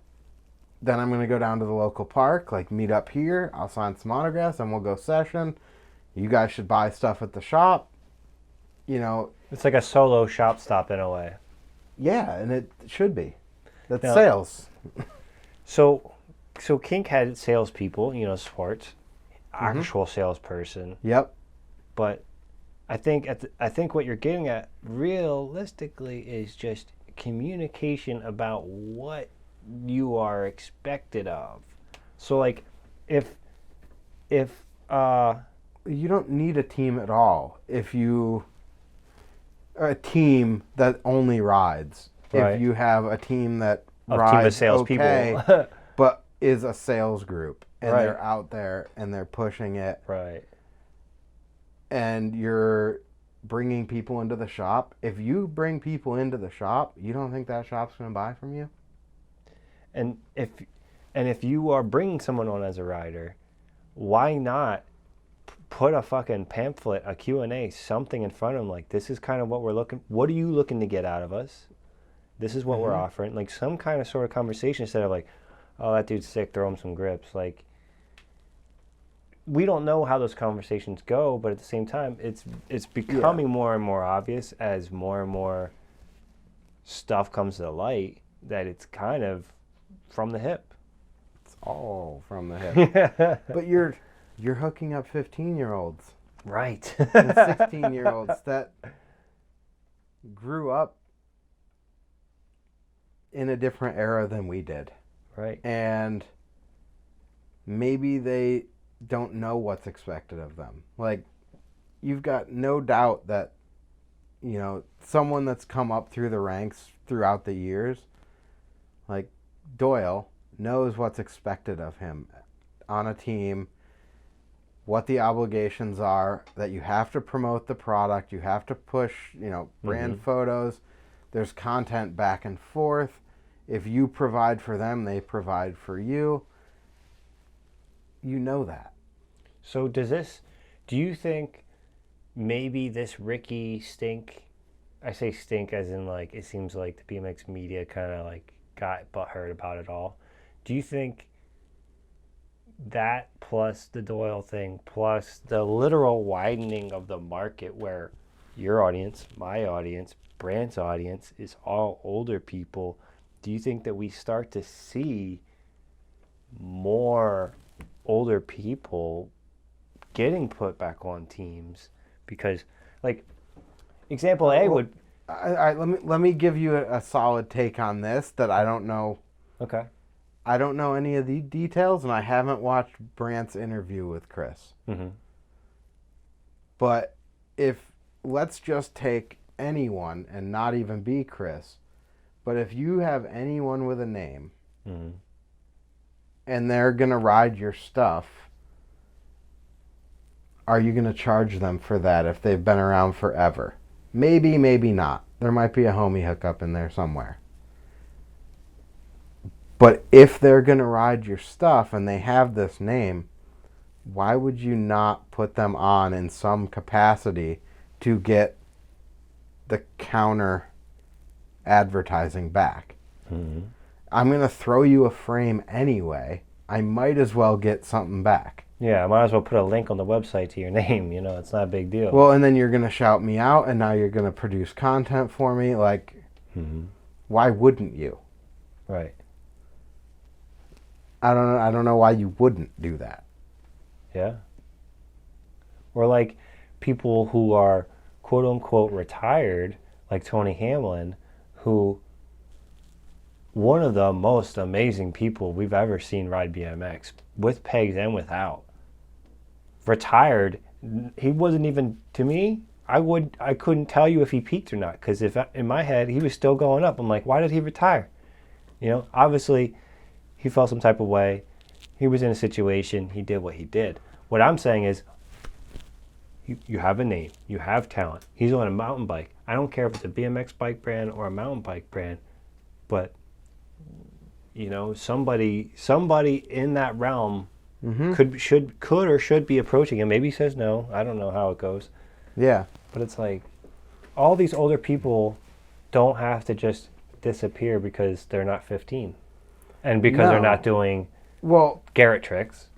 And what's the... I mean, I get it. They want the young kids. They want the young... At what point are you legacy? Like, you call it retired. It's kind of a weird term for BMX. Mm-hmm. But in conventional working models, you retire and you collect some sort of pension or otherwise. You're not going to have a pension out of BMX, but right. Does the team continue to take care of you? In most cases, yes. Mm-hmm. Brian Foster's still on Fit. Right. Is he taking a paycheck from it? I doubt it. I don't know. Right. I don't care if he does or doesn't. Right. I don't care if Doyle takes a paycheck from S&M or not. Literally doesn't matter to me. And I'm not sure, I think is it a limited pie mindset mm-hmm. that drove that comment initially? Right. I think that so. If you have him on the team, you're taking someone else's spot. I think so. I think that's where he was going with it. I think that's the point he was trying to make. And we don't know what the contract details are. I don't know if there's any money. I don't care if there's any money. Mm-hmm. Could it, let's say theoretically there's no money involved. It was just a trade a frame for some video content and you're on the team. Mm-hmm. It could be said, well, we got so many people on the team, I can't squeeze another person, even though it didn't cost them anything. Well, right. A frame. But I don't know. It's really hard to say. There's way too many moving pieces, and I think again, it might have been a bad example. Yeah. But what could happen is that maybe older people stick around longer. Not even older, but like people who... If it became the norm across the board. Right, to have a little bit older people on. Because that would be really cool to see the whole thing as a whole mature a little bit. Let's go back to Imprimatur. Mm-hmm. Gerber's podcast episode on there. Mm-hmm. he was talking about the average age of a BMX rider just keeps increasing. Right. And that they target everything at 15 and 16-year-old kids when it's this higher age bracket that's choosing to spend their money with them. That has the money to spend even. Mm-hmm. But they're choosing to spend the money on your company. Mm-hmm. So I think his take on that episode was really interesting. Yeah. He needs to be, he could have his own pod. He could. Right. I think that he would very quickly run into the Ricky issue. Yeah. Maybe not episode 1. Yeah, but I don't think he's tied to the industry in any way, in a way that it matters for him. No, I think there was a point that he wanted to be, Mm-hmm. and then he realized that he's better off beyond it. Right, and I think that could be a thing. It's a whole bunch of people who are not going to bend to this other thing that still kill it and still put out stuff. I mean, Fiend in a sense is sort of like that because, Garrett could be on Premium, he could be on Haro, he could be on any company he wants to be. He chose to do his own thing. Mm-hmm. That's kind of cool. I don't know how good Fiend is doing, but I hope they're doing good. I have no idea. I do know that Fiend is the only frame I've ridden for like the last 10 years. That's right. You said that. I had a Fiend embryo. I think I had 2 embryos. I had a Reynolds V1, another Reynolds V1, Reynolds V2, and I'm on another Reynolds V2. Nice. Definitely And beats the premium frame. I haven't had a new frame in like 4 years. So that was all like 6 years consecutive I rode those frames or whatever. Right. It might be even more than 10 years now. But the geometry has been where I wanted it to be. Mm-hmm. They keep making like another version of the same frame. How can I say no to it when it's, price point's been right. Frame's been solid. Right. Kind of. I split the dropouts a couple of times on a couple of them. Mm. You're like right where the thread-in chain tensioner goes. Yeah. When you're doing heavy pole jam stuff, it split it, like opened the dropout up from that like tipped up vertical impact on it. Right. So the last couple I've had it machined out, ground out, and weld filled solid so that there's not a chain tensioner, and then I haven't broken them again. Wow. That's really cool to know. Holy shit. But yeah, it's really hollow, Yeah, it is. It gets It makes pretty no thin sense. there. When you see it, when you stare at it, and you see the hole, It's in like the worst possible spot. but at the same time, I hated for years that like I couldn't get a built-in seat clamp and built-in chain tensioners on a Fit or an S&M, and I had to buy overseas frames back when it mattered a little bit more. Now it doesn't seem to matter as much, but it was just like you couldn't get that on an American made frame, and if you did, you're paying out the ass for it. And it's like, I just want to keep my tires straight. That's all. See, I never use them. I do, but I back them off as soon as I use them, because what I noticed is that if you have it tight, similar to the pole jam thing, you can mess some shit up if you have them too tight. Yep. Yeah, so I never even had, like, even on those frames that they broke, Mm-hmm. I think they had one of them I had the screws in but not adjusted up just to fill the void so that it wasn't like a flexing air pocket. Mm-hmm. And then the other one I didn't have them in at all, and both of those split up the dropout. So I'm like, oh, that doesn't matter. Right. So we started grinding them out and then weld filling it, and that's been the answer. So you have to like get rid of the threads? Yeah, make it solid again. Wow. Well, I mean, you're grinding out the threads and then filling it in? Well, so coming in from the outside, like cutting it all away so that you fill that whole spot and then grind it smooth. Wow. But that's paired with adding those integrated dropout hub guards. Right. So that makes you're already sense. doing the work. You might as well cut that out too. You're already under the hood. You might as well check the plugs. Sweet. So yeah, that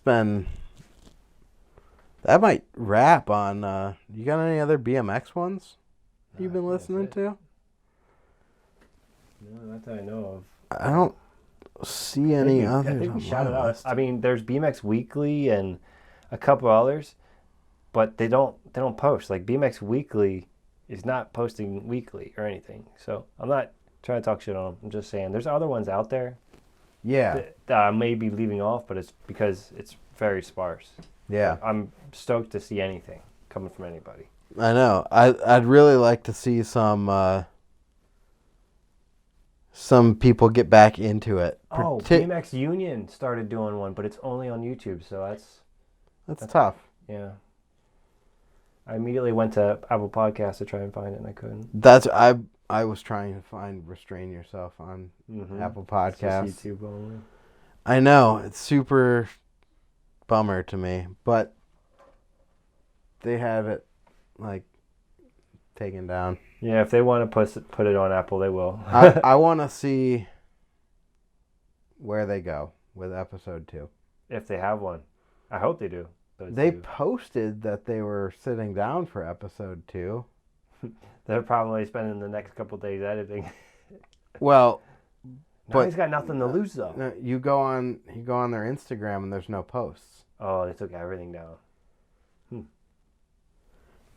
Yeah, I don't know. I haven't reached out to him. He sent me the link. I had to reach out to him to get the link because I was, again, like everything else, I'm way behind watching it or listening. Wow.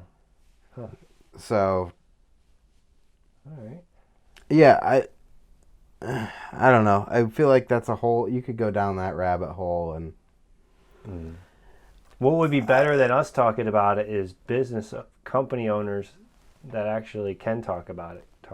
Well, and I think that everyone is latched onto this tiny little comment. And if it goes deeper than that and they got a personal issue or something to deal with, they should address it for real instead of hiding behind personal attack memes about a little minor thing that may or may not matter. Right. If there's a bigger issue at play, right? Shit. say the bigger issue. So we mentioned the Hawk versus Wolf. Probably the biggest non-BMX podcast I listen to is just the Jason Ellis Show. Yeah, because these guys separate. Well, and it used to be a Sirius XM show. Right. And then he got dropped from there. He was on something talking about the whole situation, right? Or was that just on Hawk and Wolf?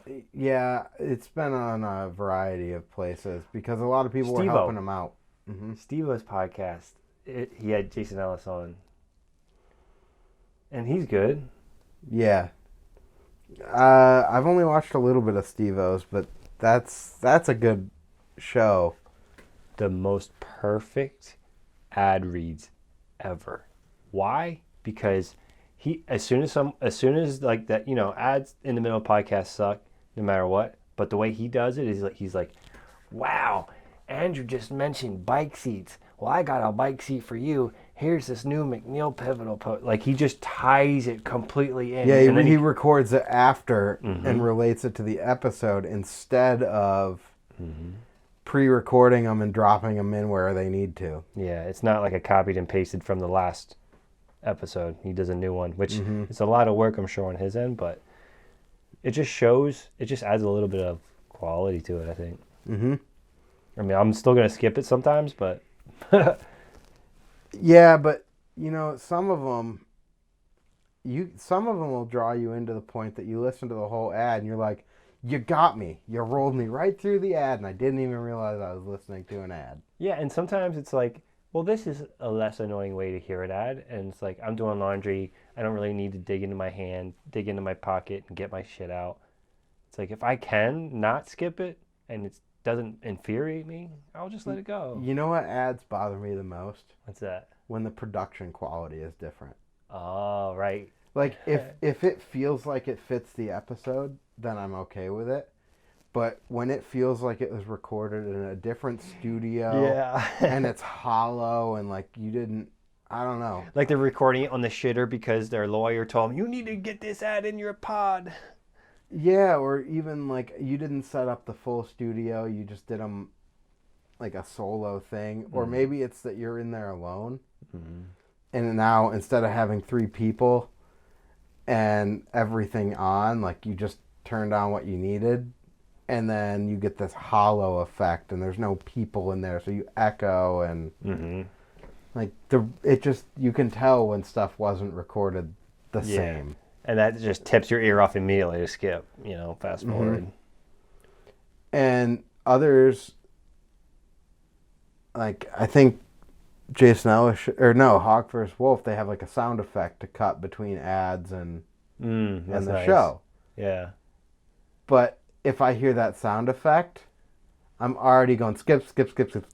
Yep. 30 seconds, 30 seconds, 30 seconds. All right, back to the show. Especially when it's like some complete commercial ad that's not even them talking. Well, you didn't tie it in. Yeah. So you gave me an audio cue that I'm going to get ads now. And the production quality changed. I'm out. So the upside of that, though, like when you skip ads and half the time skip an intro, which I notice I've wondered back and forth, like as I started doing this up to now, should I have an intro of some sort? Yeah. I skip every intro I hear. Right. So no, I shouldn't have an intro. Why do I need 2.5 minutes of filler? Yeah, unless you have something to explain about the past episode before, like unless you have to get something out before. I mean, like how people have like an intro song or an intro like whole pre-recorded thing. Why? Yeah. Right. The only reason I like to do intros is to put a quick summary on the episode. Right. And put a number to it. Because when I'm recording a bunch of them close together, I won't even say what the episode number is or even who's on. Like, we didn't do intros. Yeah. Because who knows when I'm going to post it. Yeah. I'll have to put a little intro clip. And they'll know who it is on the title or whatever you do, right. in the description. Right. How often do you end up in the middle of a podcast episode? Never. End up? What do you mean, like before I knew who was in it? Well, like, a show, a radio show, you might have to tune in halfway. Oh. And it's like they got to keep reminding you, hey, we're here with Matt Smith. Yeah. Of the Yeah. Or like on TV shows, you got to do the same thing. And they keep addressing you instead of just chatting. It's a very formal interaction of, well, Matt Smith, what do you think of this? Here's a tough question. We'll be right back. Yeah. So you're never going to tune into an episode halfway. YouTube or on podcast. Right. You're always going to know who you're clicking on. Yeah. Now, YouTube, sometimes it rolls from one thing to another, and if you're not paying attention, you might find yourself 20 minutes in going, what the heck am I listening to? Oh, yeah. That autoplay will be a bastard. But it's right there. You can just look at the title on the screen. Yeah. So, I don't feel like it's that hypercritical. I agree. Especially when, like, I'm between studios and all this stuff. Like, whatever. Yeah. Another offshoot of the Jason Ellis show is the Tully Show. Tully. He mixes between like 80s music discussions and kind of like geopolitical stuff. So he gets like different people on. But the episodes I find interesting is he and Mark McGrath have sat down from like January of 1980 and they do the new releases from that month in 1980. Whoa. And they go through like and kind of just like, oh, this was, nothing, or who even was that person? We don't even remember. to this wasn't well received, but look who they are now. Like, and they go month by month by month. That's cool. And they've been going through like all the 80s stuff. They're in May 1982 was the last one they posted. Nope, June 1982. That's cool. It's pretty entertaining. And then, yeah, different, like he'll get someone that wrote a book and then they'll be on and talk about it. But he's Ellis's co-host. Right. So he kind of does the things that Ellis wouldn't be into on his show. Wow. Huh. Smart man. He's pretty good. Good comedy. But off of his show with the music stuff, I started listening to this show called Bizarre Albums. And every episode is like 20 minutes. 15 to 20 minutes. That's cool. And it's like not making fun of weird albums, but more like, here's a little backstory, here's how this came to be. Right. Here's some like shortcuts of each track. You can go check it out if you want to. That's tight. So that one's real cool. I definitely enjoy that. But I haven't listened to that in a while either. But that was one you could crank right through and get caught up on pretty quick. Right.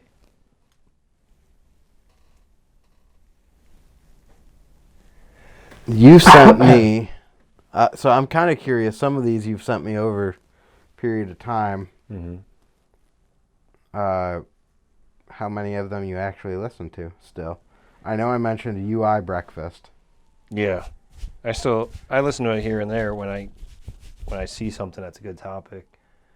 Do you mind if I piss real quick? Nah, we good. There may be food associated with this too. Yeah.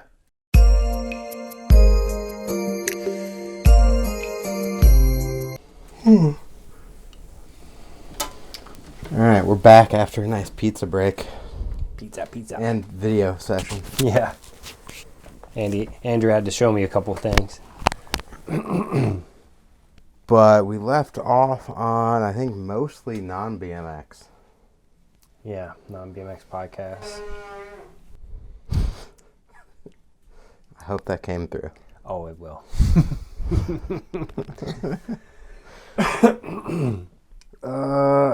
So I don't have a ton of non-BMX podcasts on here. We were talking about Bizarre Albums. That was probably the last one I mentioned. Yeah. Oh, no, then I asked you about UI UX because you sent me that. Then you also sent me Timcast IRL. Right, yeah, Tim Pool, I think. Yeah, and then They Come to America. I don't know that one. Maybe that wasn't you. I haven't listened to any of those, by the way. Look at what your podcast is next to on mine. Nice. Nice. A lot of them show up on here because I must have like listened to one of their episodes with someone I knew on it, but I don't care about their show at all, like the Logan Paul one. Right. Or there's a couple others like that. Anyway, you sent me group chat. Yeah. And I've not had a chance to listen to any of that. Group chat's interesting because you probably won't. You don't need to listen from the beginning. It's so topical. It's almost like listening to last week's episode this week is almost like not even worth it, unless you're trying to get some specific person's take and you're trying to cross-reference it with the present. But it's like the All In podcast, except minus a couple $1,000s from their, couple zeros from their budget. Because these dudes, Drama is the main dude. Drama is from Fantasy Factory, which I never watched. I missed that whole thing while I was in college. So I don't actually know him from that. But somehow or another, I stumbled across him doing this podcast with his two Indian buddies who are also big into business. And something will come up, like all news. Basically, it's like twice a week, and it's news style stuff. And they'll give their own takes on it. sometimes I agree with it, sometimes I don't. And other times I'm like not sure. And then like the next week comes by and I'm like, they were fucking right about that one though. Like it's like damn. That happens a lot. And the banner between them, it's like they borderline argue but they don't fight. Okay. You know? It's like they're allowed to have their own opinions. Right. That makes sense. Kind of cool. I feel like that makes a show in a way. Like sometimes you get those shows where when there's a couple different takes on that. Sometimes it's you can tell that they clearly don't agree with each other and it's like that's just how it's going to be. Yeah. There's the disagreeing with each other for constructive discussion, which is probably the realm you're living in with that podcast. Yeah. And then there's like, you can just tell sometimes they're disagreeing just to get the hot take. Mm-hmm. Someone did something on a podcast recently where like the guest took a hard stance. Oh, it was Lex. Lex Friedman is fucking really good because he's very thoughtful about his questions and he's really good at moderating. Mm-hmm. But somebody took a strong opposition to a certain viewpoint and he let them explain themselves, and then at the end he was like, okay, so can you straw man the opposite? Basically putting that person on the spot, like, do you actually have any fucking gray matter between your ears, you know? Because like, yeah, anybody can have an opinion, but if you can argue against your actual opinion just for the sake of this conversation that this dude's asking you about, that's pretty cool if you can do it. Like, it means you understand your argument. mm-hmm. Yeah. The other, I don't really have a lot of podcasts in that sense that I've been listening to. More like YouTube shows that pop up, and Right. it's been like, so I listen to a lot of different music. Mm-hmm. And then for some reason, YouTube starts to like send you other things that aren't music. Mm. And then I find myself watching, like, while I'm at work, because I just got it on low. Yeah. Like, what am I listening to? And then, I don't know, kind of draws you in. Like, there's some different off-road recovery channels that are just interesting. But I hate when they pop up because now it's like, well, I was working, now I'm watching off-road recovery. How do you not watch it? What is it? Off-road recovery? So there's Heavy D Sparks is one of them, and he's like real heavy off-road recovery, like doing stuff with helicopters or real large equipment. Are those the Diesel Brothers? Yeah. Yep. So they have a separate channel. They have a channel now instead of what they used to do on the TV. So they don't do that no more? It's similar. I don't think they have Diesel Brothers like that anymore. Oh, wow. Okay. And then there's this Matt's Off-Road Recovery, which is usually real janky. He just like guns it and pulls, which is really entertaining. What? Like strap ropes on and pull. Pulling what? Like stuck cars and trucks. Oh, wow. He's got a modified Corvair that he pulls with a lot of the time. What's a Corvair?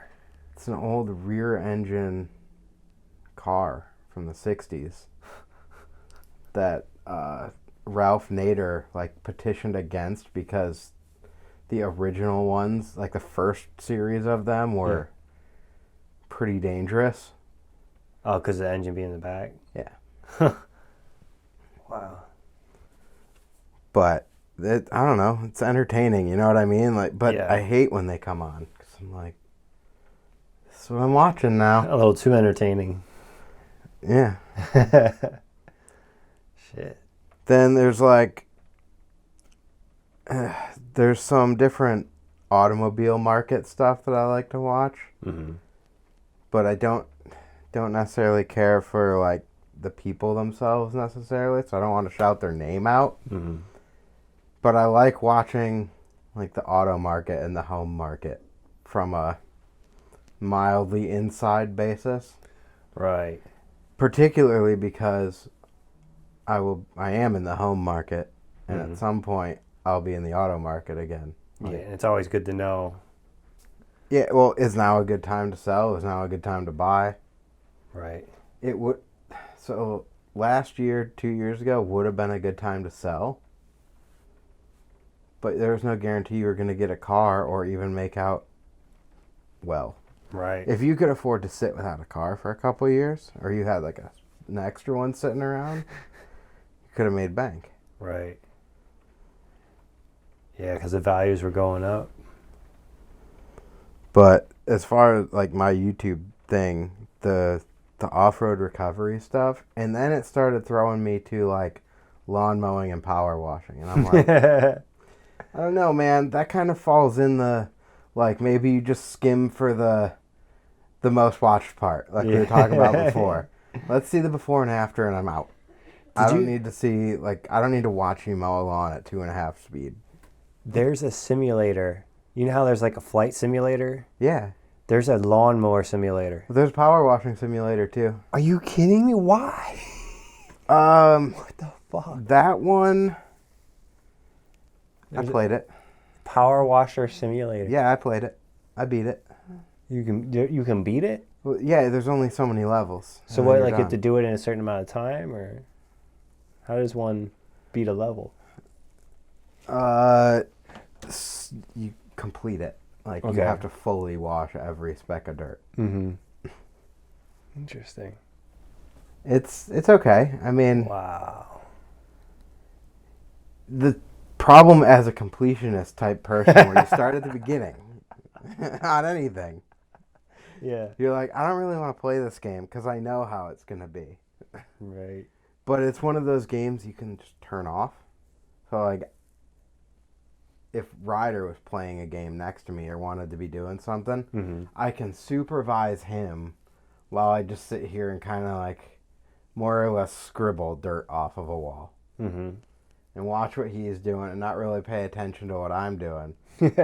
So that's why I started it. And then I'm like, why? Why did I start this? I hate this. I'm like, I know I'm going to play the whole thing. Damn. But yeah, I mean, I've seen the lawnmower one. I'm like, no.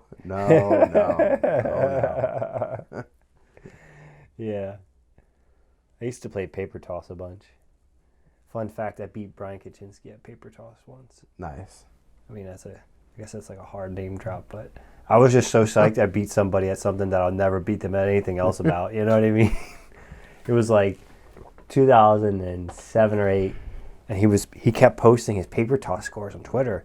So I downloaded paper toss and just like I had nothing else to do, so I just kept doing it until I got good at it, and I beat his score on easy. I didn't beat his score on anything else, but I like screenshotted it and sent it to him. It's like, oh man, you might be the king of handrails, but I got you on this dumbass game. That's funny. That's good. That's actually kind of You should have him on the show just to be like, hey, you remember that time I beat you in paper toss? I should just pop that in there. I almost beat Chris Doyle at ping pong, and then I got too excited thinking I was gonna beat him, and then lost. Is that at one of those blackout events? Yeah. Yeah. He, I was at one, probably that one. Yeah, it might have been. We like volleyed and we started playing. He just like looks up at me. He's like, "You're pretty good," and you're like, "Chris Doyle just said that to me." Yeah, but no, he's just about to turn it up a notch. That's that nice guy. Fucking.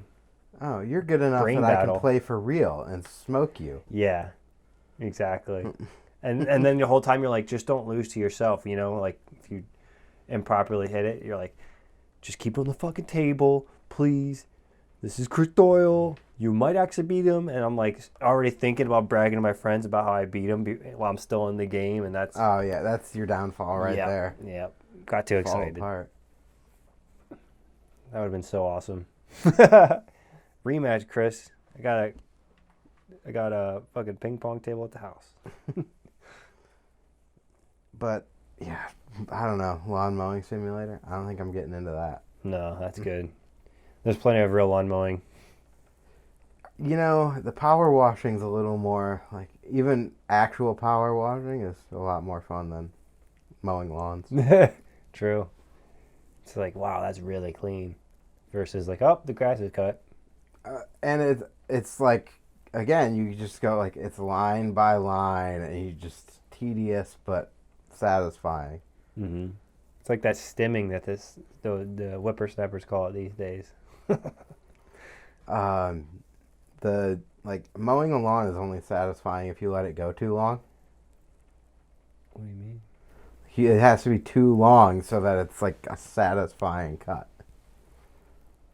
If you go 2 weeks instead of one, where it's noticeable. Oh, right. Yeah. But then you're like emptying your bag nonstop, and it's just a hassle. Mm-hmm. Yeah.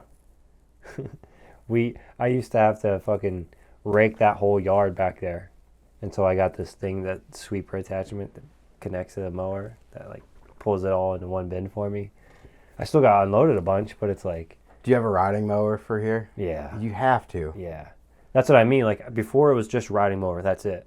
So even though I had the nice leisure of that, I still had to deal with the clippings, and I raked it up maybe 2 or 3 times before we went and bought the thing that puts it all into one, because it was like, that mower that I have is too old to have any real equipment attached to it. Mm-hmm. So you have to buy this like third-party thing that just happens to work on stuff, and it works good. And then after I bought it, I was like, fuck, we spent like $300-400 on this. I can't believe it. And then the leaves came, and I was like, oh, I get to use this for more than one thing. I'm all right now. Yeah. Like totally just takes up all the leaves like a vacuum, like it says it does. It's like, all right, this is pretty badass. I was going to ask you, what's your take on leaves and grass trimmings for real? Like, I know you clean them up, but, people argue that you shouldn't because it's natural and they disintegrate by the spring and everything, but it's like, yeah, but my yard is not usable with that. Right. And you get, like, different snakes and all sorts of other stuff kind of living underneath, and, I don't know, a cleaner yard is just better. Yeah, and I made it a point to pull out all the leaves in the front of the yard, but I left the back go for now. We don't have anybody running back there, but at the same time, I see my neighbors, they took care of their leaves right away, and I'm like, you know what, that does look pretty fucking good. It looks all nice and clean. But in my head, they've mowed twice since I've stopped mowing. I was like, you know what, I'm good for the season. They've mowed twice already.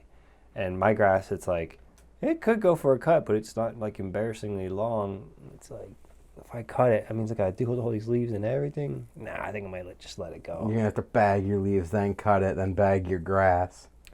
Yeah, something like that. But like, I mean, I'm already preemptively thinking in my head, you know what? I would just dump everything in the back corner of the yard and call it if I have to. But one thing that I noticed in the Northeast, maybe it's not everywhere, but specifically in this neighborhood, is that you can pull all your leaves to the front, and then they come by and just take them. Mm-hmm. Which is like, oh man, that's not everywhere, Some cities. No. Well, in fact, you see a lot of stuff about explicitly not dumping your leaves out front in the curb. But no, it's what you're supposed to do here. Right. Because then the town does come by and they suck them all up and mulch them. Yeah, they hook it up, because it's like, if they didn't, I'd be buying so many lawn bags all the time until fall was over. Mm-hmm. But didn't have to. Yeah. Does your town or city do like free mulch at the highway department? I don't know. That's a good question to ask. So ours does. Wood chips and mulch are free year round. Really? You just drive up and you scoop as much as you need. They like dump the piles there. So any of the leaves and stuff they pick up in mulch, they just put down in the mulch pile. Any trees and stuff they give up and shred, they do it right into a wood chip pile. You go get what you need. Wow, so it's all like ground up and ready. Yeah, ready to put in your garden. Wow. I did go off the deep end looking into the soil and how to make it from sandy soil to regular soil, which basically involves like cultivating like low plants for years and then other plants for years, and then eventually you can turn it into like regular dirt. And I was like, I ain't got time like that. I want some PA clay, you know? Yeah. And Truck I ain't it getting in. any. Truck it in. And I looked into that and I was like, oh, so like $800 will get me maybe a lip. Yeah, maybe. So truck it in. I mean, I did meet up with the one trail spot around here, and it's like they do a lot of work, and it's still sandy, and it's like, if I'm gonna build jumps, I might as well just come here and help these guys. Mm-hmm. You know, do whatever. Yeah, I have not gotten back into the trail thing. I started out riding trails. Oh, really? I mean, it's the easiest. It's the easiest to get access to if you don't have much street, or if you like are not ready for street. They are immediately behind my grandma's house. What? They're Still? adjacent properties. Yeah. Decent dirt? Okay, workable. Mm-hmm. But it was always like the bad trails of the area, which is fine because it made for some fun stuff. And, you know, everyone else wanted like big, poppy, floaty jumps. And these were always long and low. So Right. they were really fast jumps, which I thought was fun. That's where I learned to build. It's where I pretty much learned to ride and do everything. Mm-hmm. And then after high school, when I was going to college, I wouldn't be able to get down there enough to keep building them, and the neighborhood kids kept changing them. Oh, right. That'll happen. And cutting them about half length and like just wrecking everything. Mm-hmm. I was like, fine, I'm done then. Makes sense. I'll just go ride the street Yeah. or HCS. So much time gets lost in building dirt jumps that if you can't hold on to them, it's totally not worth it. So when we first started working down there, they had been bike trails long before we started going down. Mm-hmm. But it was like a bump at the top of the hill bike trails, Right. not jumps. So we converted it into all like rhythm sections and everything. Really made it a legitimate place to ride. And then, I don't know, just kind of like you couldn't keep up on it enough. Mm-hmm. And the neighbors complained all the time to the town about kids on bikes. Oh, no. But they complained about everything, and the town kind of didn't like them. Ah. So they converted it to a bike park. Wow. Just like, yes, it's allowed. It's a bike park now. Damn. But then they came in and they like opened up the opening, came in and took out a bunch of fallen trees. But it's like, dude, we built over those trees. Mm-hmm. So all of our jumps and rollers and everything that were built over these fallen trees, you dug them up and ruined a lot of it. Did they just want it to be dirt only kind of thing? No, I think they thought they were helping because there's like a roller over a tree and they're like, oh, well, it would be better if the tree wasn't here. You're like, man, you ruined it, but good try. But then they dumped piles of dirt down there and clay. It was like, yeah, we'll take the good with the bad. Yeah, I'll take some clay instead of a stump. But we had to do a lot of work to bring it back up. Got it like running good again, and that's when I was like too much to keep up on. Mm-hmm. Damn. Oh well. Did It is you? what it is. There was like a little bit of a trails podcast that I saw that was popping up here and there for a little bit back in the day called Between Two Berms, and it was like supposed to be like, have you seen Between Two Ferns? No. It's Zach Galifianakis, and it's almost Okay, like a yes, I have. mockumentary. Yep. Yeah, they made a movie recently. Maybe that's where I've seen it then. But the Between Two Berms idea I thought was perfect. Like, great name, great idea. Leaves it open-ended. I don't know if those guys are still doing it, though. Oh, all right. You want to talk about someone that's been doing stuff and like making people talk about BMX? whoever's Dougster Bob is. Dougster? Dougster Bob. Who's that? Is that a podcast? Yeah. It's the one that, so you probably saw the clip going around. He was asking if Garrett Reynolds was washed up. Yeah. So I haven't listened to anything. That's the only snippet I know. Take your free shout out for the 50 listeners that you get. Douglas Laird.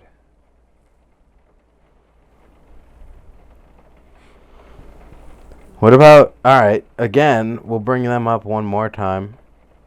The Come Up.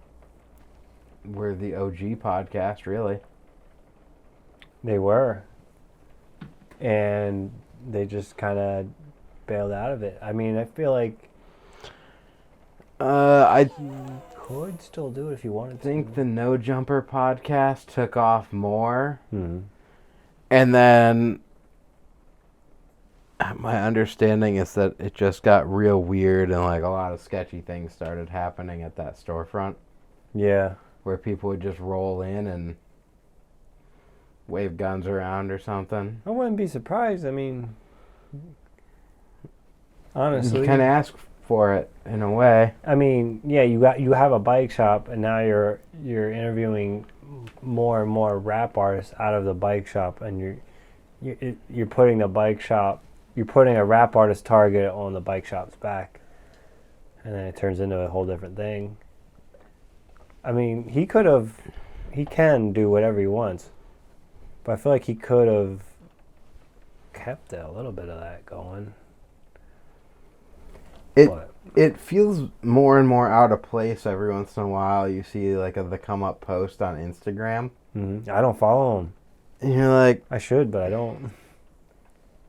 I don't know. Once they deleted the site, I stopped following. Why? Yeah, who's in charge of that? Are you done or are you not done? Yeah. Do you want to do the thing again? Because people are down. I think anyway. And then he's got that On Some Shit brand, which seems like a side project now compared to his other stuff too. I mean, if one thing's making a bunch of money and the other doesn't, it's hard to push towards that. Yeah, and then and probably staying too busy. I mean, yeah, he did create a side gig for himself where he's just laying pipe with his chick. I mean, that's the podcast right there. I mean, what are you gonna do? But at this point, I said this to the guys, to Ishan and them. Like, I'm surprised that a millionaire or two doesn't just buy a bike company or two just so they have, like, I'm surprised that 2 or 3 millionaires didn't look at the BMX industry and was like, you take those 2 companies, I'll take these 2, and we'll take that one. No, we'll just hold it.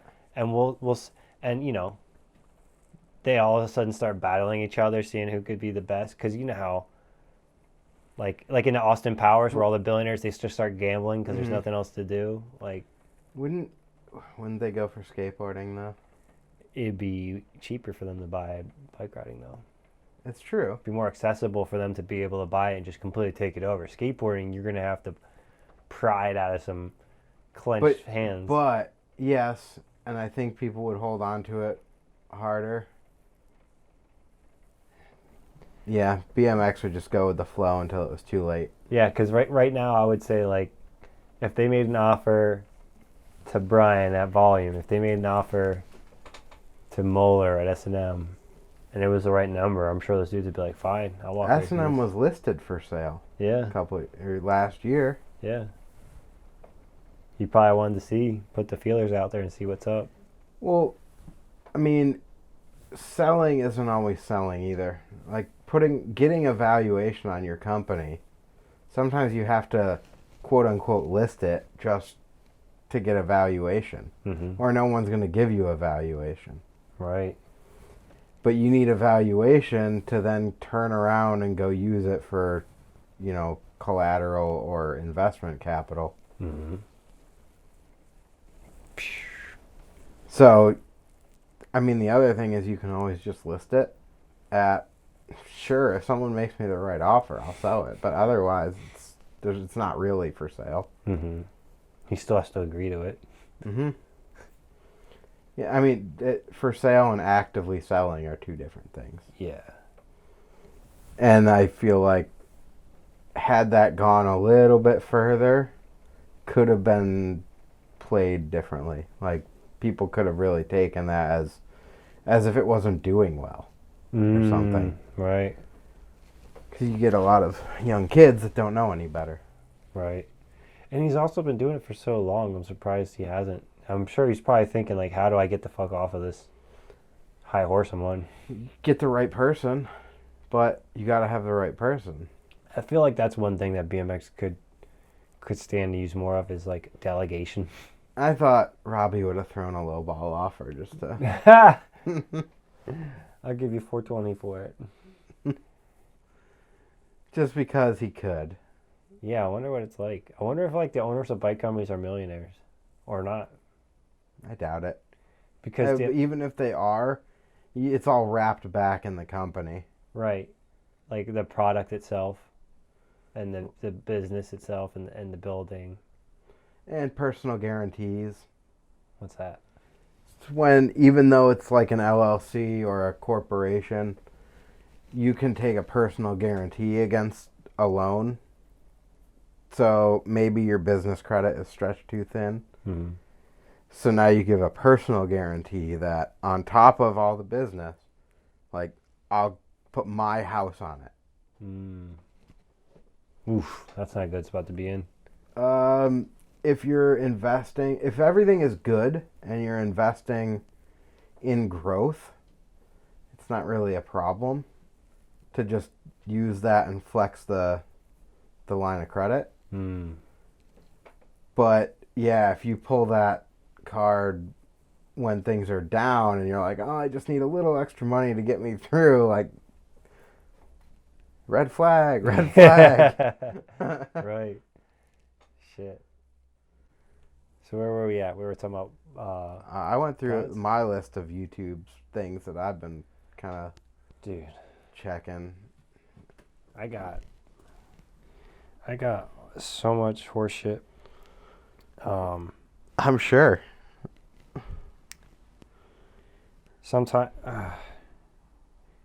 all followed. Oh, okay. Marquez Brownlee. He's a YouTuber / podcaster. Steve-O, Genius Bar, Mark Maron. I haven't listened to him lately, but that guy, the first podcast I ever got into was that guy. For the longest time, I would just listen to him. And, like, he had intros where it sounded like he was unhinged. And that was kind of the reason why I would stick around for the intros. He'd talk about his cats and how, he's like, how's your life going? How's my life going? And then he's like, all right. And then he'd get into the show. Matt and Shane's Secret Podcast. That's a comedian's podcast. Two Bears, One Cave. Yep. That's always fun. Bert Kreischer and Tom Segura, they're just so fun. Yeah, they're really funny together. I really haven't listened to that one. To me, it's good for, like, if you're not looking for, I think majority of the time I listen to podcasts, I'm just trying to soak up information. And at a certain point, it's like, I couldn't learn anymore if I tried. Let me just put on something that's funny and just dorky, not dorky, but you know what I mean, like silly. There was this one called The Blowback, which is, it was all about, each season was different actually. Like the Cuban Missile Crisis and all that kind of crazy shit. And Huberman Lab, which is actually really good. He goes really, really into details, so much so that I don't ever have to listen to the whole thing. Okay. I should, as a completionist kind of like concept. I should, because I spent 2.5 hours. Might as well spend the 2:45.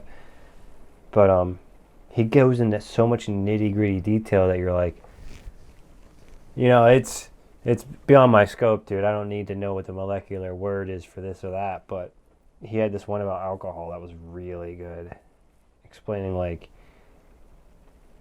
just because you don't drink all week. But if you go ham on Friday night, your average drink per week is still the same. So say you had eight drinks, it's like 1 point whatever a day is your average. Yeah.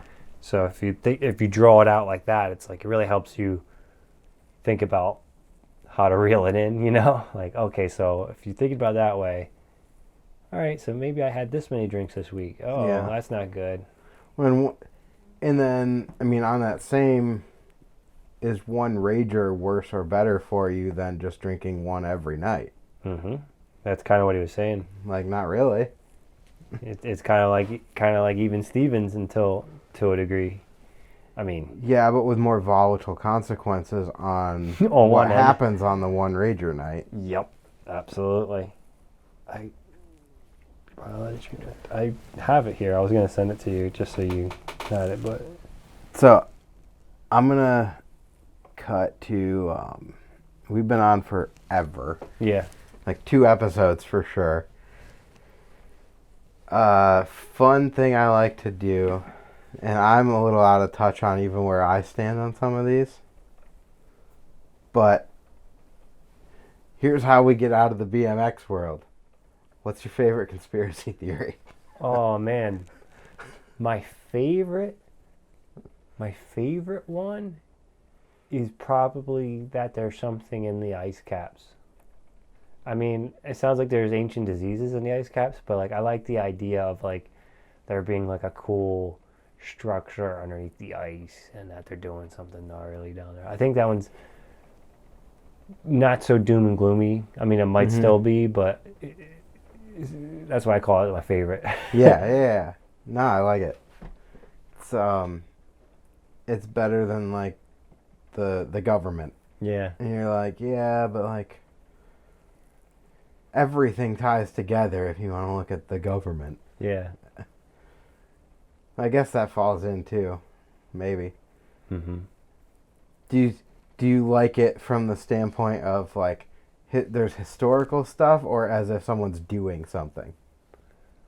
I like it because it seems so beyond scope of what's possible. Like, if there really is stuff going down there, we'd be amazed to see it in real life. You know, Mm-hmm. everything else, it's like, oh, they're kidnapping kids. Okay, like that's not some crazy cool technology I get to see. Mm-hmm. You know, what's going on down there could be all kinds of shit. Yeah. That's what makes me kind of like it, but Down with it. I also don't want to get anybody fucking going through my trash and following me yeah. home either. Well, no one's listening, so. Until their ears perk up. They say, what did Yeah. he say about Antarctica? What was that? Nothing. Have you seen the movie Above Majestic on Amazon? No. It's like a conspiracy theory thing. It's kind of interesting. Nice. I was for a little while, and I didn't include it in any of this because I try to not go down that rabbit hole. Mm-hmm. But I like conspiracy theories. I don't typically like subscribe to them, but I like to listen to them. Yeah. But you can only do that so much before you're like, no, you know what? That does kind of seem reasonable. Yeah, there's only so much before it's like, all right, I need to base myself back into regular reality.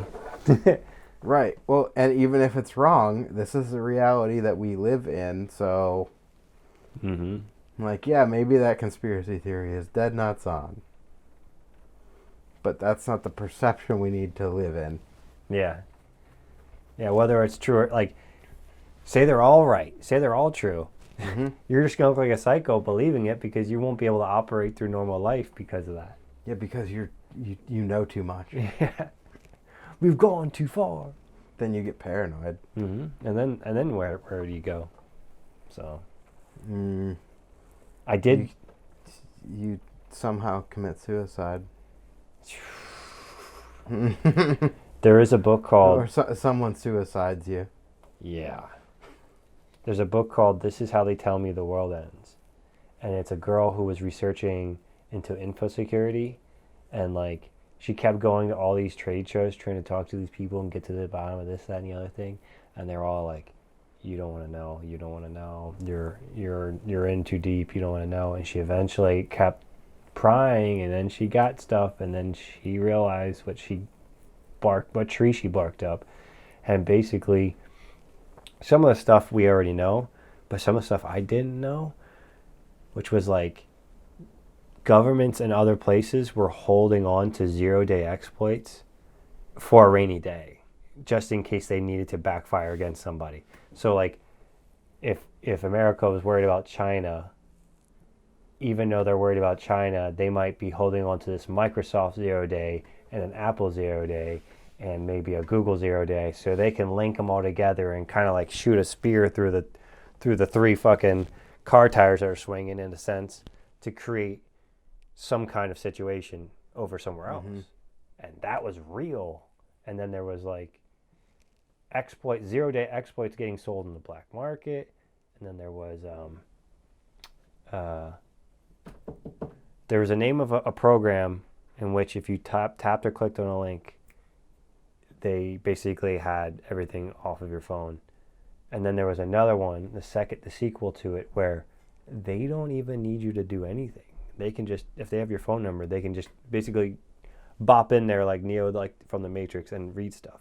Now the thing is, ain't nobody got the money to afford that exploit unless they really got money. So ain't nobody gonna spend that much money on that exploit on you or me. They will on Jeff Bezos. Yeah. Which is like kind of like how that crazy thing with the picture and Khashoggi and all that shit. So it gets gnarly. That book scared me straight. I was like, I'm so happy in my little bubble. I'm just gonna go to get groceries, come back home. I like the conspiracy theory that we're gonna get microchipped. That seems an inevitable truth at this point. Do they need to? Not necessarily. You carry it around in your pocket all day, or wear it on your wrist. Right. I think the only time the chip really comes into play is when it becomes, you get to do more with that chip than you can with this. Once that happens. Once you can like take thoughts. What was there's a movie where they were arresting people like for crimes they hadn't committed yet. Thought crimes. Like just before, like because they thought it. Minority Report. Yes, that's it. That is an interesting concept. And how soon like, or close how do can you we get prove to it? that you weren't gonna act on that thought? Yeah, and they're already using your internet search history, your social media, to try and determine if that's the case. Okay. Are we innocent until proven guilty anymore? Or are people losing their jobs and their livelihoods on just being like a claim? I think it's a claim because, I mean, it's guilty till proven innocent based on current like social media standards anyway. I mean, that's kind of how human nature has always worked. It's been the other way. Even the other way, I mean, you're still in jail until you prove yourself innocent. Right, yeah. But they don't call you, you're not convicted. Right. You just be convicted on the internet. It's kind of crazy. Yeah. But, yeah, I don't know. Conspiracy theories are fun to get started. Yeah. We'll wrap. Thanks for hanging out. We'll have to get together and do another one of these at some point. Yeah. They're fun. I got topics. We'll talk quick before we roll out, but okay. What should everyone check you out at? The yeah.com, THEYEA, different spokes. It's spelled incorrectly because it's named after the show, DIFFRENT spokes.com. Yeah. And from the GrindWorks standpoint, I used to have a list I ran through, but I don't post enough on anything. So, like, if you're listening to this on YouTube, hit that subscribe button. If you're listening to this on the podcast app. You're probably already subscribed, but just in case, hit the subscribe button and hit GrindWorks _BMX on Instagram. Everything else is extra. Later.